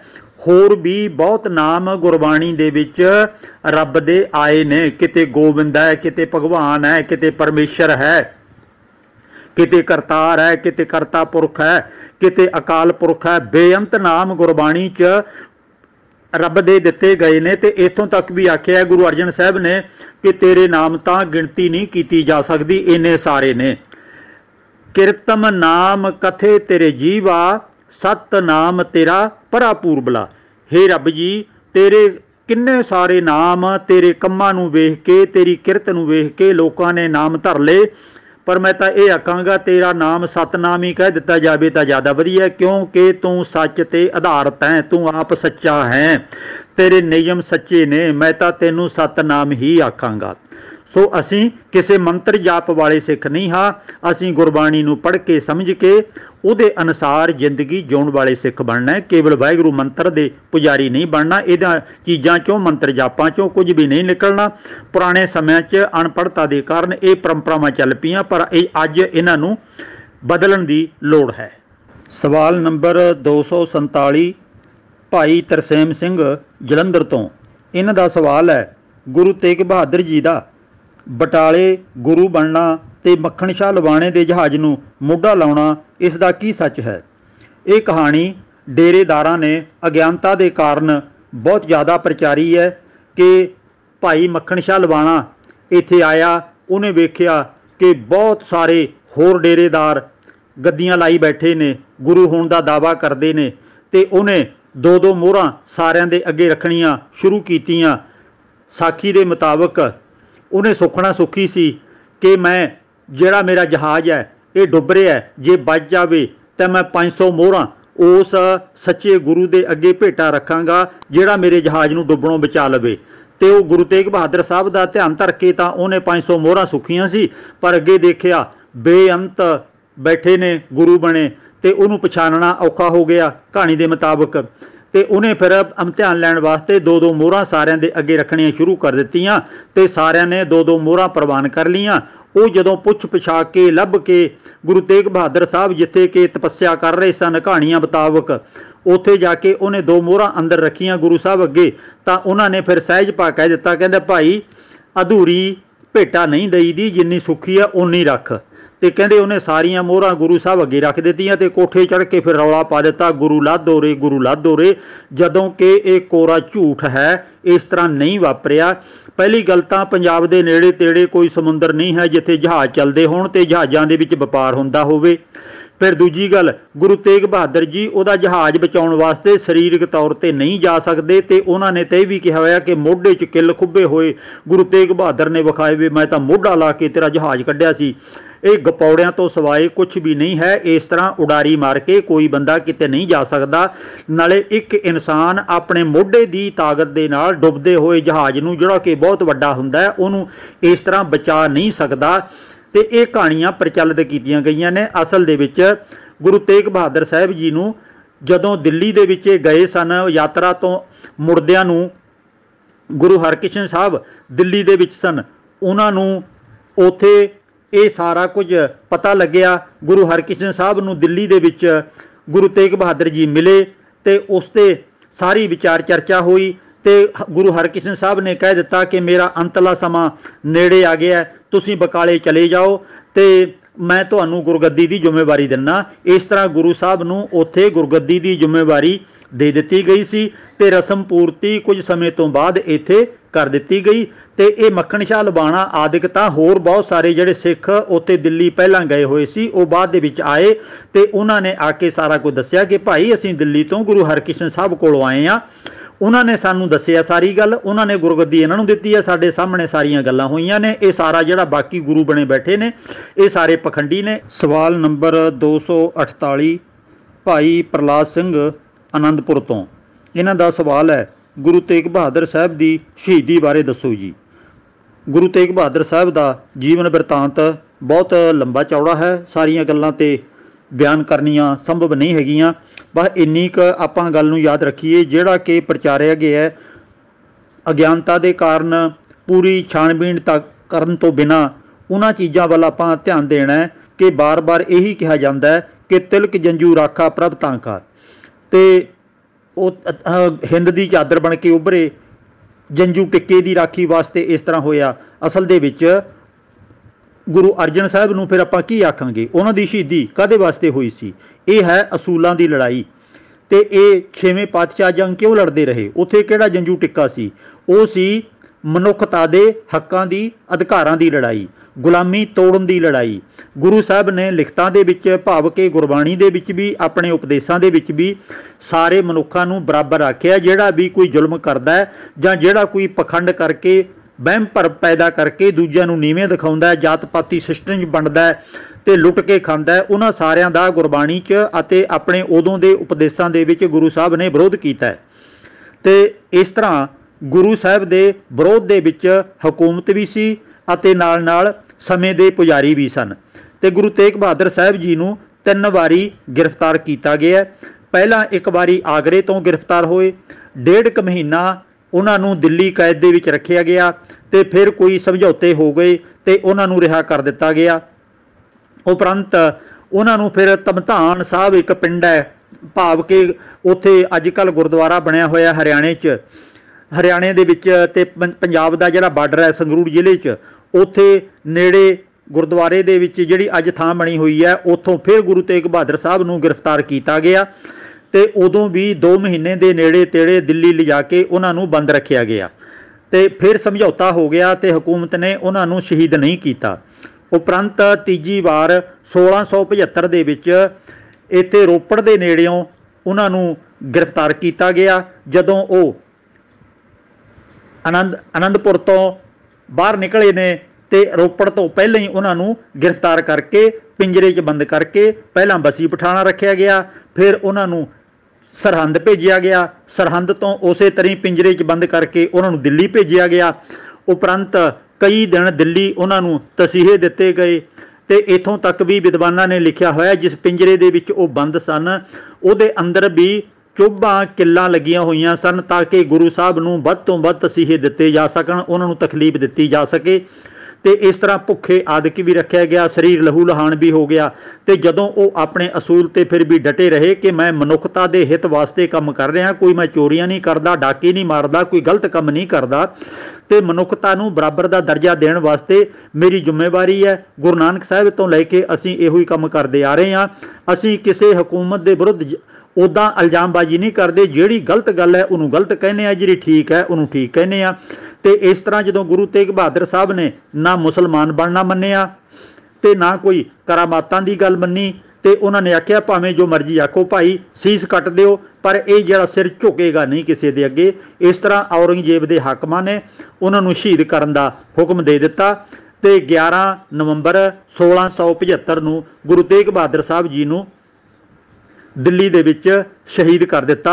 ਇੱਕ ਲਾਲਾ ਦੌਲਤ ਰਾਏ ਨੇ ਆਪਣੀ ਕਿਤਾਬ ਸਾਹਿਬੇ ਕਮਾਲ ਗੁਰੂ ਗੋਬਿੰਦ ਸਿੰਘ ਉਹਦੇ ਵਿੱਚ ਬੜੀਆਂ ਕਮਾਲ ਦੀਆਂ ਗੱਲਾਂ ਲਿਖੀਆਂ ਨੇ, ਭਾਵੇਂ ਕਿ ਉਹਨੇ ਗੁਰੂ ਸਾਹਿਬ ਨੂੰ ਹਿੰਦੂ ਬਣਾ ਕੇ ਸਿੱਧ ਕੀਤਾ ਹੈ, ਕਿਉਂਕਿ ਉਹ ਇਹ ਕਹਿੰਦਾ ਹੈ ਕਿ ਜੇ ਸਭ ਤੋਂ ਵਧੀਆ ਹਿੰਦੂ ਸਨ ਤਾਂ ਉਹ ਗੁਰੂ ਸਾਹਿਬਾਨ ਸਨ ਤੇ ਬਾਕੀ ਤਾਂ ਨਕਲੀ ਹਿੰਦੂ ਤੁਰੇ ਫਿਰਦੇ ਨੇ। ਇਹ ਉਹਦਾ ਕਹਿਣਾ ਸੀ ਆਪਣੀ ਕਿਤਾਬ ਦੇ ਵਿੱਚ। ਉਹ ਕਹਿੰਦਾ ਜਿਹੜਾ ਅੱਜ ਮੰਦਰਾਂ ਦੇ ਵਿੱਚ ਟੱਲ ਖੜਕਦੇ ਨੇ ਇਹ ਗੁਰੂ ਤੇਗ ਬਹਾਦਰ ਸਾਹਿਬ ਦੀ ਬਦੌਲਤ ਹੋਇਆ। ਇਹ ਟੱਲ ਬੰਦ ਹੋ ਗਏ ਸੀ। ਜਿਹੜਾ ਹਿੰਦੂ ਮੱਥੇ 'ਚ ਟਿੱਕਾ ਲਾਉਂਦੇ ਨੇ ਇਹ ਗੁਰੂ ਤੇਗ ਬਹਾਦਰ ਸਾਹਿਬ ਦਾ ਖੂਨ ਸਮਝ ਲਓ ਕਿ ਉਹਨਾਂ ਨੇ ਮੱਥੇ 'ਚ ਲਾਇਆ। ਜੇ ਗੁਰੂ ਤੇਗ ਬਹਾਦਰ ਸਾਹਿਬ ਆਪਣਾ ਖੂਨ ਲੈ ਕੇ ਨਾ ਲਾਉਂਦੇ ਤਾਂ ਇਹਨਾਂ ਦਾ ਟਿੱਕਾ ਮਿਟ ਗਿਆ ਸੀ। ਜਿਹੜਾ ਇਹਨਾਂ ਦੇ ਗਲ 'ਚ ਜੰਜੂ ਪੈਂਦਾ ਹੈ, ਗੁਰੂ ਤੇਗ ਬਹਾਦਰ ਸਾਹਿਬ ਦੀ ਚਮੜੀ ਜੇ ਲੇਖੇ ਨਾ ਲੱਗਦੀ, ਮਾਨੋ ਇਹਨਾਂ ਨੇ ਗੁਰੂ ਤੇਗ ਬਹਾਦਰ ਸਾਹਿਬ ਦੀ ਚਮੜੀ ਆਪਣੇ ਜੰਜੂ ਦੇ ਰੂਪ 'ਚ ਗਲ 'ਚ ਪਾਈ ਹੈ। ਜੇ ਉਹ ਆਪਣੇ ਆਪ ਨੂੰ ਇਸ ਤਰ੍ਹਾਂ ਨਾ ਵਾਰਦੇ ਤਾਂ ਇਹਨਾਂ ਦਾ ਜੰਜੂ ਵੀ ਲੱਥ ਗਿਆ ਸੀ। ਇਹ ਉਹਦਾ ਲਾਲਾ ਦੌਲਤ ਰਾਏ ਦਾ ਮੰਨਣਾ ਹੈ, ਜਿਹਨੇ ਕਿ 1901 ਦੇ ਵਿੱਚ ਆਪਣੀ ਕਿਤਾਬ ਲਿਖੀ ਸੀ। ਉਹਦੇ ਵਿੱਚ ਸਾਹਿਬੇ ਕਮਾਲ ਗੁਰੂ ਗੋਬਿੰਦ ਸਿੰਘ ਉਹ ਬਹੁਤ ਇਹ ਗੱਲਾਂ ਪ੍ਰਚਲਿਤ ਹੋਈਆਂ ਨੇ ਲੋਕਾਂ 'ਚ। ਤੇ ਇਸ ਤਰ੍ਹਾਂ ਗੁਰੂ ਤੇਗ ਬਹਾਦਰ ਸਾਹਿਬ ਕੱਲੇ ਜੰਜੂ ਆਦਿਕ ਨਹੀਂ, ਉਦੋਂ ਮੁਸੀਬਤ ਕਿਉਂਕਿ ਹਿੰਦੂ ਸਮਾਜ ਤੇ ਮੰਨੀ ਜਾਂਦੀ ਹੈ ਤੇ ਨਾਲ ਸਿੱਖਾਂ ਤੇ ਵੀ ਮੁਸੀਬਤ ਸੀ। ਜਿਨ੍ਹਾਂ ਤੇ ਮੁਸ਼ਕਲਾਂ ਸੀ ਉਹਨਾਂ ਸਾਰਿਆਂ ਦੀ ਹਮਾਇਤ ਕੀਤੀ ਹੈ, ਆਵਾਜ਼ ਬੁਲੰਦ ਕੀਤੀ ਹੈ, ਜਿਹਦੇ ਕਾਰਨ ਕਰਕੇ ਉਹਨਾਂ ਨੂੰ ਆਪਣਾ ਸਰੀਰ ਲੇਖੇ ਲਾਉਣਾ ਪਿਆ। ਇਹ ਇੱਕ ਵਿਚਾਰਧਾਰਾ ਸੀ ਜਿਹੜੀ ਲਗਾਤਾਰ ਅੱਗੇ ਤੋਂ ਅੱਗੇ ਚੱਲਦੀ ਗਈ। ਗੁਰੂ ਤੇਗ ਬਹਾਦਰ ਸਾਹਿਬ ਤੋਂ ਬਾਅਦ ਕਿਹੜਾ ਇਹ ਵਿਚਾਰਧਾਰਾ ਰੁਕੀ ਹੈ, 10ਵੇਂ ਪਾਤਸ਼ਾਹ ਤੱਕ ਚੱਲ ਗਈ। 10ਵੇਂ ਪਾਤਸ਼ਾਹ ਤੋਂ ਬਾਅਦ ਬੰਦਾ ਸਿੰਘ ਬਹਾਦਰ, ਮਿਸਲਾਂ ਦਾ ਸਮਾਂ, ਮਹਾਰਾਜਾ ਰਣਜੀਤ ਸਿੰਘ ਅਤੇ ਲਗਾਤਾਰ ਆਜ਼ਾਦੀ ਦੀ ਲੜਾਈ ਇਹ ਚੱਲਦੀ ਰਹਿੰਦੀ ਹੈ। ਆਪਾਂ ਨੂੰ ਇਸ ਪੱਖ ਤੋਂ ਜ਼ਿਆਦਾ ਧਿਆਨ ਦੇਣਾ ਬਣਦਾ ਹੈ। ਸਵਾਲ ਨੰਬਰ 249 ਭਾਈ ਕਰਮਜੀਤ ਸਿੰਘ, ਇਹਨਾਂ ਦਾ ਸਵਾਲ ਹੈ ਕਿ ਗੁਰਬਾਣੀ ਨੂੰ ਬਿਨਾਂ ਸਮਝੇ ਪਾਠ ਕਰਨਾ ਕਰਮਕਾਂਡ ਹੈ। ਗੁਰਬਾਣੀ ਨੇ ਕਿਹੜੇ ਕਰਮਕਾਂਡਾਂ ਤੋਂ ਸਾਨੂੰ ਰੋਕਿਆ ਹੈ? ਗੁਰਬਾਣੀ ਬਿਨਾਂ ਸਮਝੇ ਤੋਂ ਪੜ੍ਹਨ ਦਾ ਕੋਈ ਮਕਸਦ ਨਹੀਂ। ਰੱਟਾ ਸਿਸਟਮ ਬਹੁਤੇ ਥਾਵਾਂ ਤੇ ਹੋ ਰਿਹਾ ਹੈ। ਪੁਰਾਣੇ ਸਮਿਆਂ 'ਚ ਅਸੀਂ ਮੰਨ ਸਕਦੇ ਹਾਂ ਕਿ ਅਨਪੜ੍ਹਤਾ ਸੀ ਤੇ ਅਰਥ ਵੀ ਸਮਝ ਨਹੀਂ ਸੀ ਆਉਂਦੇ। ਕੋਈ ਅਰਥ ਕਰਨ ਵਾਲਾ ਵਧੀਆ ਵਿਦਵਾਨ ਵੀ ਘੱਟ ਤੋਂ ਘੱਟ ਹੀ ਮਿਲਦਾ ਸੀ ਤੇ ਜਿਨ੍ਹਾਂ ਨੇ ਅਰਥ ਕੀਤੇ ਵੀ ਤੇ ਉਹਨਾਂ ਦੀਆਂ ਪੋਥੀਆਂ ਲੋਕਾਂ ਤੱਕ ਨਹੀਂ ਪਹੁੰਚੀਆਂ ਤੇ ਉਦੋਂ ਇੰਨੇ ਪ੍ਰਚਾਰ ਦੇ ਸਾਧਨ ਵੀ ਨਹੀਂ ਸੀ। ਤੇ ਇਸ ਤਰ੍ਹਾਂ ਲੋਕੀ ਰੱਟਾ ਸਿਸਟਮ ਨਾਲ ਬਿਨਾਂ ਸਮਝੇ ਤੋਂ ਸ਼ਰਧਾ ਵਸ ਗੁਰਬਾਣੀ ਨੂੰ ਪੜ੍ਹਨ ਲੱਗ ਪਏ ਤੇ ਕਈ ਪੁਜਾਰੀਆਂ ਨੇ ਇਸ ਗੱਲ ਦਾ ਫਾਇਦਾ ਵੀ ਉਠਾ ਲਿਆ ਕਿ ਤੁਸੀਂ ਤਾਂ ਕੇਵਲ ਪਾਠ ਆਪਣੇ ਘਰੇ ਰਖਵਾ ਲਓ ਤੇ ਪਾਠ ਅਸੀਂ ਕਰ ਦਿਆਂਗੇ ਤੇ ਫਲ ਤੁਹਾਨੂੰ ਮਿਲ ਜਾਵੇਗਾ, ਅਰਦਾਸ ਤੁਹਾਡੇ ਨਾਂ ਦੀ ਅਸੀਂ ਕਰ ਦਿਆਂਗੇ ਤੇ ਤੁਸੀਂ ਬਣਦੀ ਸਰਦੀ ਭੇਟਾ ਸਾਨੂੰ ਦੇ ਦਿਓ। ਇਹ ਲੰਮੇ ਸਮੇਂ ਤੱਕ ਸਿਲਸਿਲਾ ਪੁਜਾਰੀਆਂ ਵੱਲੋਂ ਚਲਾਇਆ ਗਿਆ ਤੇ ਸਿੱਖਾਂ ਨੂੰ ਕੁਰਾਹੇ ਪਾਇਆ ਗਿਆ ਤੇ ਲੁੱਟ ਕੇ ਖਾਧਾ ਗਿਆ। ਉਹ ਤਾਂ ਸਾਰਾ ਕੁਝ ਹੋਏ ਬੀਤੇ ਦੀਆਂ ਗੱਲਾਂ ਹੋ ਗਈਆਂ ਤੇ ਅੱਜ ਅਸੀਂ ਸੋਚ ਸਮਝ ਕੇ ਇਹਨੂੰ ਆਪ ਪੜ੍ਹਨਾ ਹੈ ਗੁਰਬਾਣੀ ਨੂੰ। ਤੇ ਹੁਣ ਕਰਮਕਾਂਡ ਬਿਨਾਂ ਸਮਝੇ ਤੋਂ ਸਾਨੂੰ ਸਮਝ ਕਿਵੇਂ ਆਉਣਗੇ? ਭਾਵ ਕਿ ਗੁਰਬਾਣੀ ਨੂੰ ਜੇ ਨਹੀਂ ਸਮਝ ਰਹੇ ਤੇ ਫਿਰ ਸਾਨੂੰ ਕਿਸੇ ਗੱਲ ਦੀ ਇਹ ਕਿਵੇਂ ਪਤਾ ਲੱਗੇਗਾ ਕਿ ਇਹ ਕੰਮ ਕਰਨਾ ਹੈ ਤੇ ਇਹ ਕੰਮ ਨਹੀਂ ਕਰਨਾ? ਹੁਣ ਆਪਾਂ ਵਿਦਿਆਰਥੀ ਨੂੰ ਸਕੂਲ 'ਚ ਕਾਲਜ 'ਚ ਭੇਜਦੇ ਹਾਂ, ਜੇ ਉਹਨੇ ਕਿਤਾਬ ਨੂੰ ਕੇਵਲ ਮੱਥੇ ਹੀ ਟੇਕਣੇ ਨੇ ਤਾਂ ਫਿਰ ਉਹ ਅਗਲੀ ਕਲਾਸ 'ਚ ਨਹੀਂ ਚੜ੍ਹ ਸਕੇਗਾ। ਉਹ ਭਾਵੇਂ ਰਿਸ਼ਵਤ ਦੇ ਕੇ ਵੱਡੀਆਂ ਡਿਗਰੀਆਂ ਹਾਸਲ ਕਰ ਲਵੇ ਪਰ ਚੰਗੀ ਨੌਕਰੀ ਪ੍ਰਾਪਤ ਕਰਨ ਵੇਲੇ ਫੇਲ ਹੋ ਜਾਵੇਗਾ, ਨੌਕਰੀ ਤੇ ਨਹੀਂ ਲੱਗ ਸਕੇਗਾ। ਜੇ ਪੈਸੇ ਦੇ ਕੇ ਉਹ ਕੋਈ ਨੌਕਰੀ ਤੇ ਲੱਗ ਵੀ ਗਿਆ ਤਾਂ ਕਾਮਯਾਬ ਇਨਸਾਨ ਨਹੀਂ ਬਣ ਸਕੇਗਾ, ਉਹਨੂੰ ਜ਼ਿੰਦਗੀ 'ਚ ਪਛਤਾਉਣਾ ਪਵੇਗਾ। ਬਹੁਤ ਕੁਝ ਇਹੋ ਜਿਹਾ ਵਾਪਰਦਾ ਹੈ ਤੇ ਅਸੀਂ ਤਾਂ ਗੁਰਬਾਣੀ ਨੂੰ ਸਮਝ ਕੇ ਰੱਟਾ ਲਾ ਕੇ ਨਹੀਂ, ਉਹਦੇ ਵਿੱਚ ਜੋ ਲਿਖਿਆ ਕਰਮਕਾਂਡ ਕੀ ਨੇ, ਜਿਹੜਾ ਵਿਖਾਵੇ ਮਾਤਰ ਅਸੀਂ ਕੁਝ ਵੀ ਕਰਦੇ ਹਾਂ, ਭਾਵੇਂ ਪਾਠ ਵੀ ਕਰਦੇ ਹਾਂ ਕਰਾਉਂਦੇ ਹਾਂ, ਇਹ ਸਾਰਾ ਵਿਖਾਵਾ ਕਰਮਕਾਂਡ ਹੈ ਜੇ ਉਹਦੇ ਤੇ ਅਮਲ ਨਹੀਂ ਕਰਦੇ। ਅਸੀਂ ਪਹਿਰਾਵਾ ਜਿਹੜਾ ਪਹਿਨਦੇ ਹਾਂ ਜੇ ਅਸੀਂ ਉਹਦੇ ਤੇ ਖਰੇ ਨਹੀਂ ਉਤਰਦੇ ਤਾਂ ਇਹ ਪਹਿਰਾਵਾ ਵੀ ਵਿਖਾਵੇ ਦਾ ਇੱਕ ਕਰਮਕਾਂਡ ਹੈ। ਜਿਹੜੇ ਦਿਨ ਦਿਹਾੜ, ਚੰਗੇ ਮਾੜੇ, ਜਾਤ ਪਾਤ, ਊਚ ਨੀਚ ਤੇ ਇਸ ਤਰ੍ਹਾਂ ਕਿੰਨੇ ਸਾਰੇ ਜਾਦੂ ਮੰਤਰ, ਧਾਗੇ ਤਵੀਤ, ਪੁੱਛਣਾ ਦੱਛਣਾ, ਚੰਗੇ ਮੰਦੇ ਦਿਨਾਂ ਦੀ ਜਿਹੜੀ ਮਨੌਤ ਮੰਨਣੀ, ਇਹ ਸਾਰਾ ਕੁਝ ਵੀ ਕਰਮਕਾਂਡਾਂ ਦੇ ਵਿੱਚ ਸ਼ਾਮਲ ਹੈ। ਤੇ ਗੁਰਬਾਣੀ ਸਾਨੂੰ ਇਹਨਾਂ ਸਾਰੇ ਕਰਮਕਾਂਡਾਂ ਤੋਂ ਰੋਕਦੀ ਹੈ। ਤੇ ਜੇ ਆਪਾਂ ਮੁੱਲ ਦੇ ਪਾਠ ਕਰਾ ਕੇ ਫਲ ਲੈਣਾ ਚਾਹੁੰਦੇ ਹਾਂ, ਇਹ ਆਪਾਂ ਆਪਣੇ ਆਪ ਨੂੰ ਧੋਖਾ ਦੇ ਰਹੇ ਹਾਂ। ਇਸ ਤਰ੍ਹਾਂ ਅੱਜ ਫਿਰ ਸੀਡੀਆਂ 'ਚ, ਪੈਨ ਡਰਾਈਵ 'ਚ, ਮੋਬਾਈਲ 'ਚ, ਕੰਪਿਊਟਰ 'ਚ ਗੁਰੂ ਗ੍ਰੰਥ ਸਾਹਿਬ ਦੇ ਬੋਲ ਕੇ ਵੀ ਅਤੇ ਲਿਖ ਕੇ ਵੀ ਸਾਰੇ ਪਾਠ ਰਿਕਾਰਡ ਕੀਤੇ ਮਿਲ ਜਾਂਦੇ ਨੇ। ਜੇ ਇਸ ਤਰ੍ਹਾਂ ਦੇ ਪਾਠ ਕਰਨੇ ਨੇ ਫਿਰ ਤਾਂ ਆਪਣੇ ਮੋਬਾਈਲ ਦਾ ਬਟਨ ਦੱਬ ਦਿਓ, 2-4 ਮਿੰਟਾਂ ਦੇ ਵਿੱਚ ਆਪਣੇ ਆਪ ਪਾਠ ਹੋ ਜਾਣਾ। ਕੰਪਿਊਟਰ ਦਾ ਬਟਨ ਨੱਪ ਦਿਓ, 2-4 ਮਿੰਟਾਂ 'ਚ ਆਪ ਹੀ ਪਾਠ ਹੋ ਜਾਣਾ।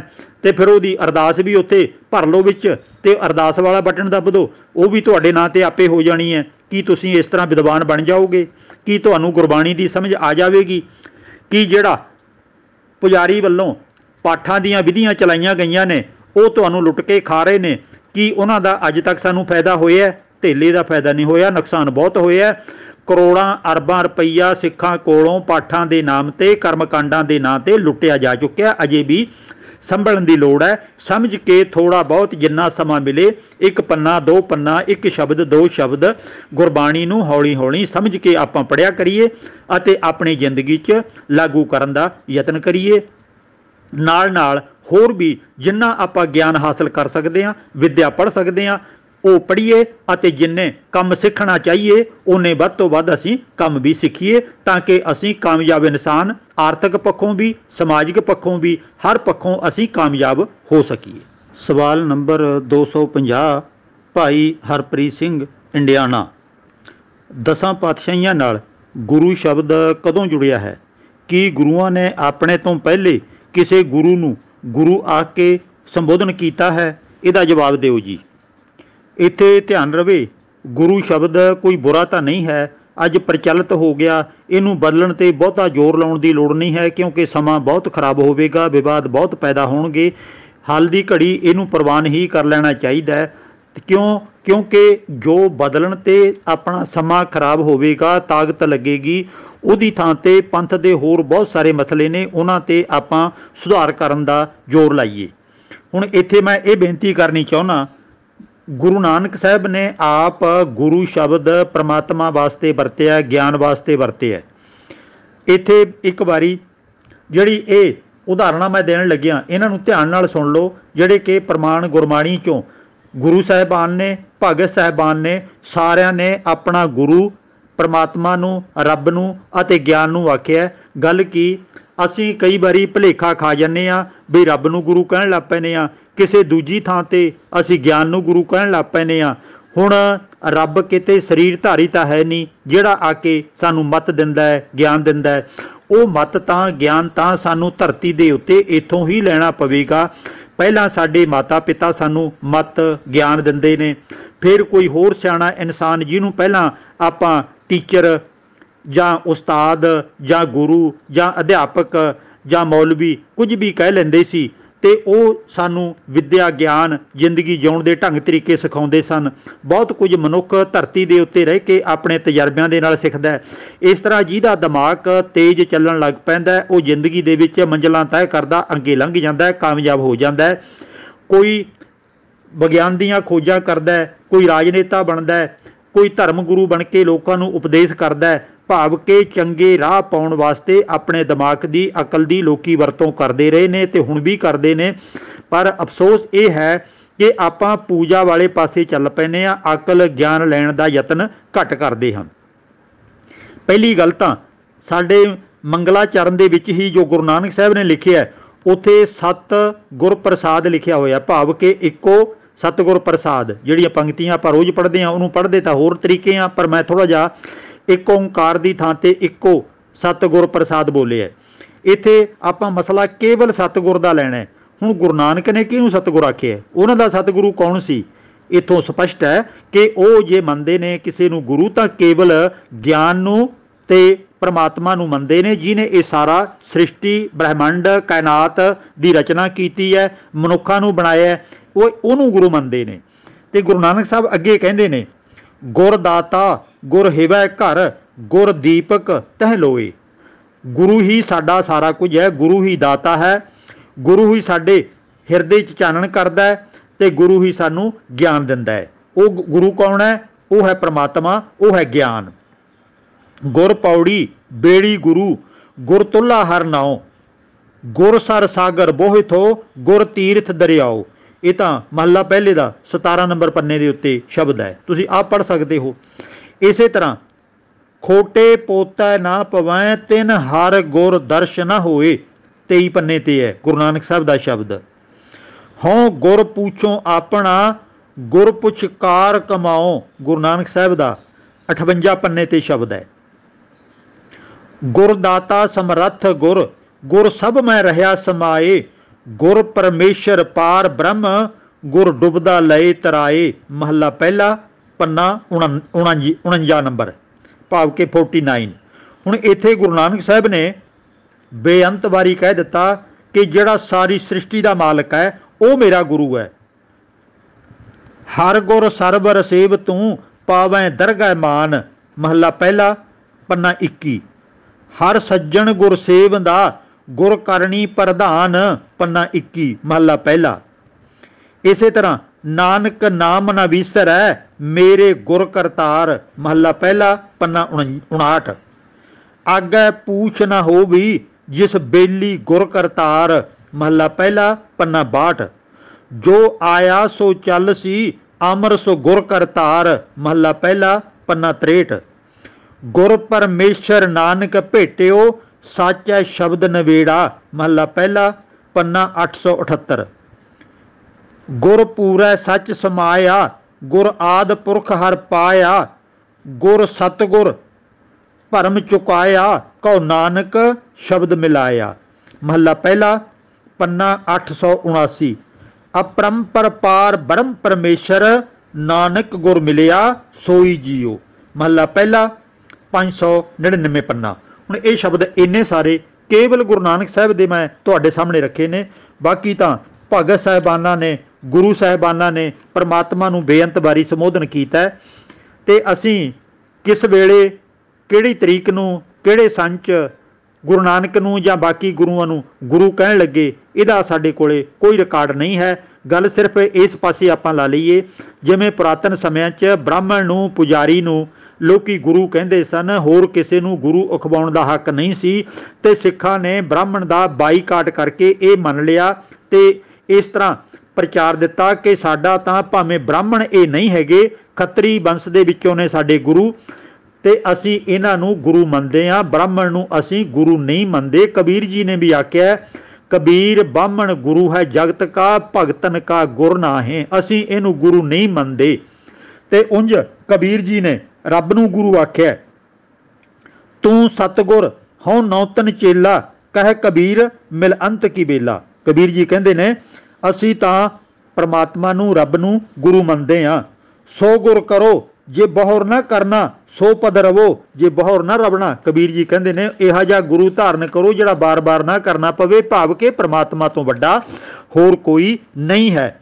ਨਾਮਦੇਵ ਜੀ ਵੀ ਇਸ ਤਰ੍ਹਾਂ ਕਹਿੰਦੇ ਨੇ, ਨਾਦ ਸਮਾਏ ਲੋ ਰੇ ਸਤਗੁਰ ਭੇਟ ਲੈ ਦੇਵਾ।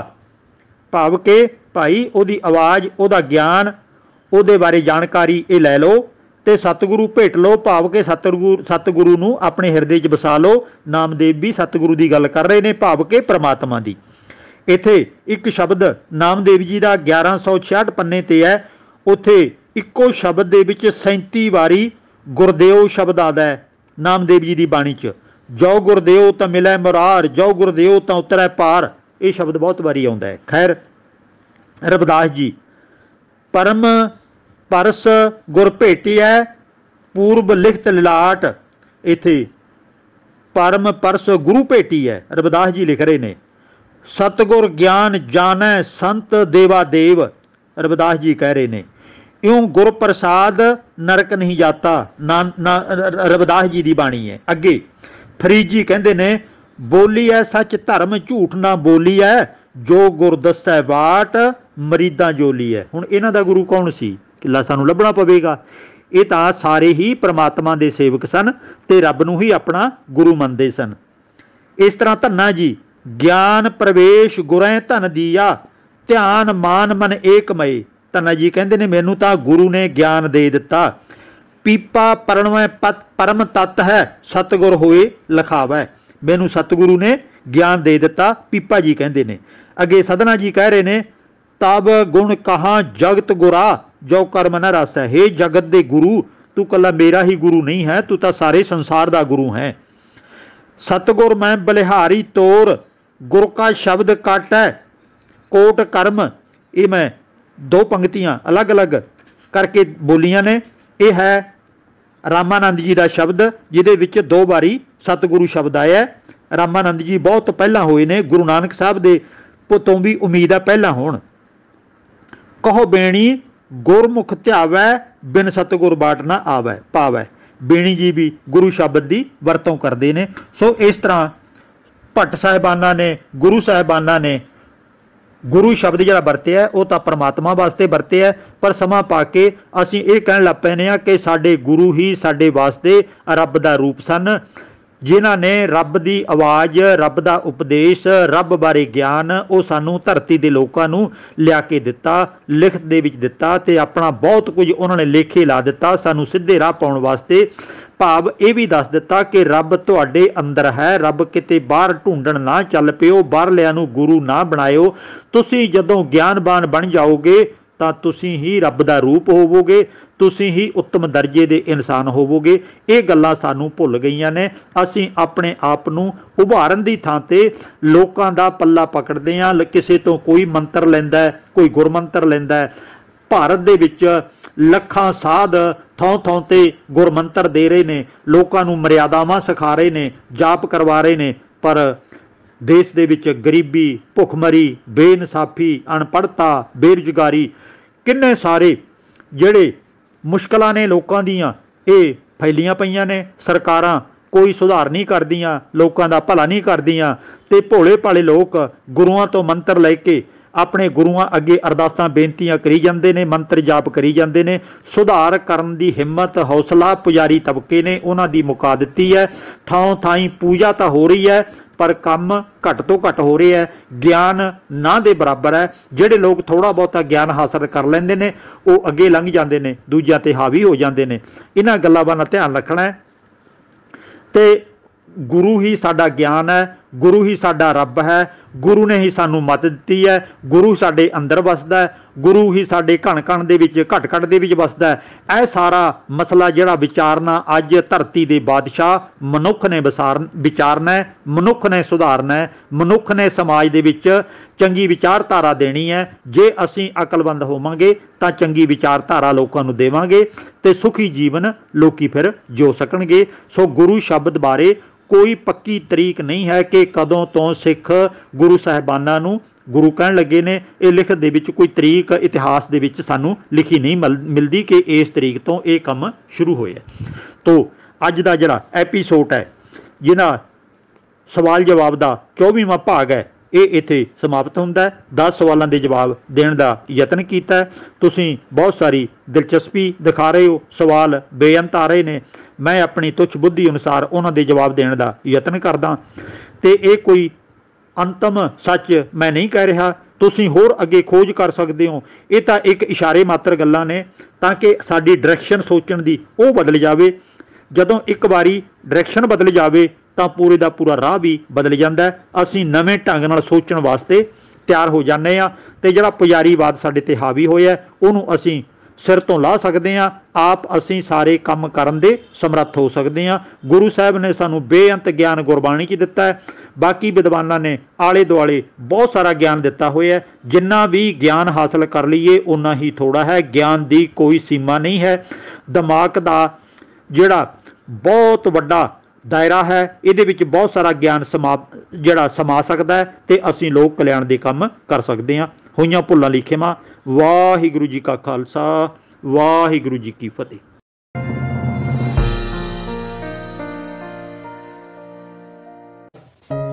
वाहिगुरू जी का खालसा वाहिगुरू जी की फतेह। प्यारे नौजवानों, गुरसिखो, वीरो भैनों, तत् गुरमत ज्ञान टीवी वालों ਜੋ ਇਹ ਪ੍ਰੋਗਰਾਮ ਸ਼ੁਰੂ ਕੀਤਾ ਗਿਆ ਹੈ, ਤੁਸੀਂ ਆਪਣੇ ਸਵਾਲ ਲਿਖ ਕੇ ਜਾਂ ਬੋਲ ਕੇ WhatsApp ਨੰਬਰ ਤੇ ਭੇਜ ਸਕਦੇ ਹੋ ਤੇ ਉਹ ਨੰਬਰ ਟਾਈਪ ਕਰਕੇ ਇੱਥੇ ਦਿੱਤਾ ਜਾ ਰਿਹਾ ਹੈ। ਤੁਸੀਂ ਪੜ੍ਹ ਕੇ ਉਸ ਨੰਬਰ ਤੇ ਸੰਖੇਪ ਸਵਾਲ ਭੇਜਣੇ ਨੇ, ਚਾਹੇ ਬੋਲ ਕੇ ਚਾਹੇ ਲਿਖ ਕੇ, ਤੇ ਉਹਨਾਂ ਦੇ ਜਵਾਬ ਸਮੇਂ-ਸਮੇਂ ਅਨੁਸਾਰ ਤੁਹਾਨੂੰ ਦਿੱਤੇ ਜਾਇਆ ਕਰਨਗੇ। ਤੇ ਜੇ ਤੁਹਾਨੂੰ ਇਹ ਸੱਚਮੁੱਚ ਚੈਨਲ ਚੰਗਾ ਲੱਗੇ ਤਾਂ ਇਹਨੂੰ ਹੋਰਨਾਂ ਤੱਕ ਵੀ ਸ਼ੇਅਰ ਕਰਿਆ ਕਰੋ, ਪਹੁੰਚਾਇਆ ਕਰੋ, ਤਾਂ ਕਿ ਜਿਹੜੇ ਸ਼ੰਕੇ ਨੇ ਮਨਾਂ ਦੇ ਵਿੱਚ ਉਹਨਾਂ ਨੂੰ ਸੌਖੇ ਤਰੀਕੇ ਨਾਲ ਦੂਰ ਕੀਤਾ ਜਾ ਸਕੇ। ਵਾਹਿਗੁਰੂ ਜੀ ਕਾ ਖਾਲਸਾ, ਵਾਹਿਗੁਰੂ ਜੀ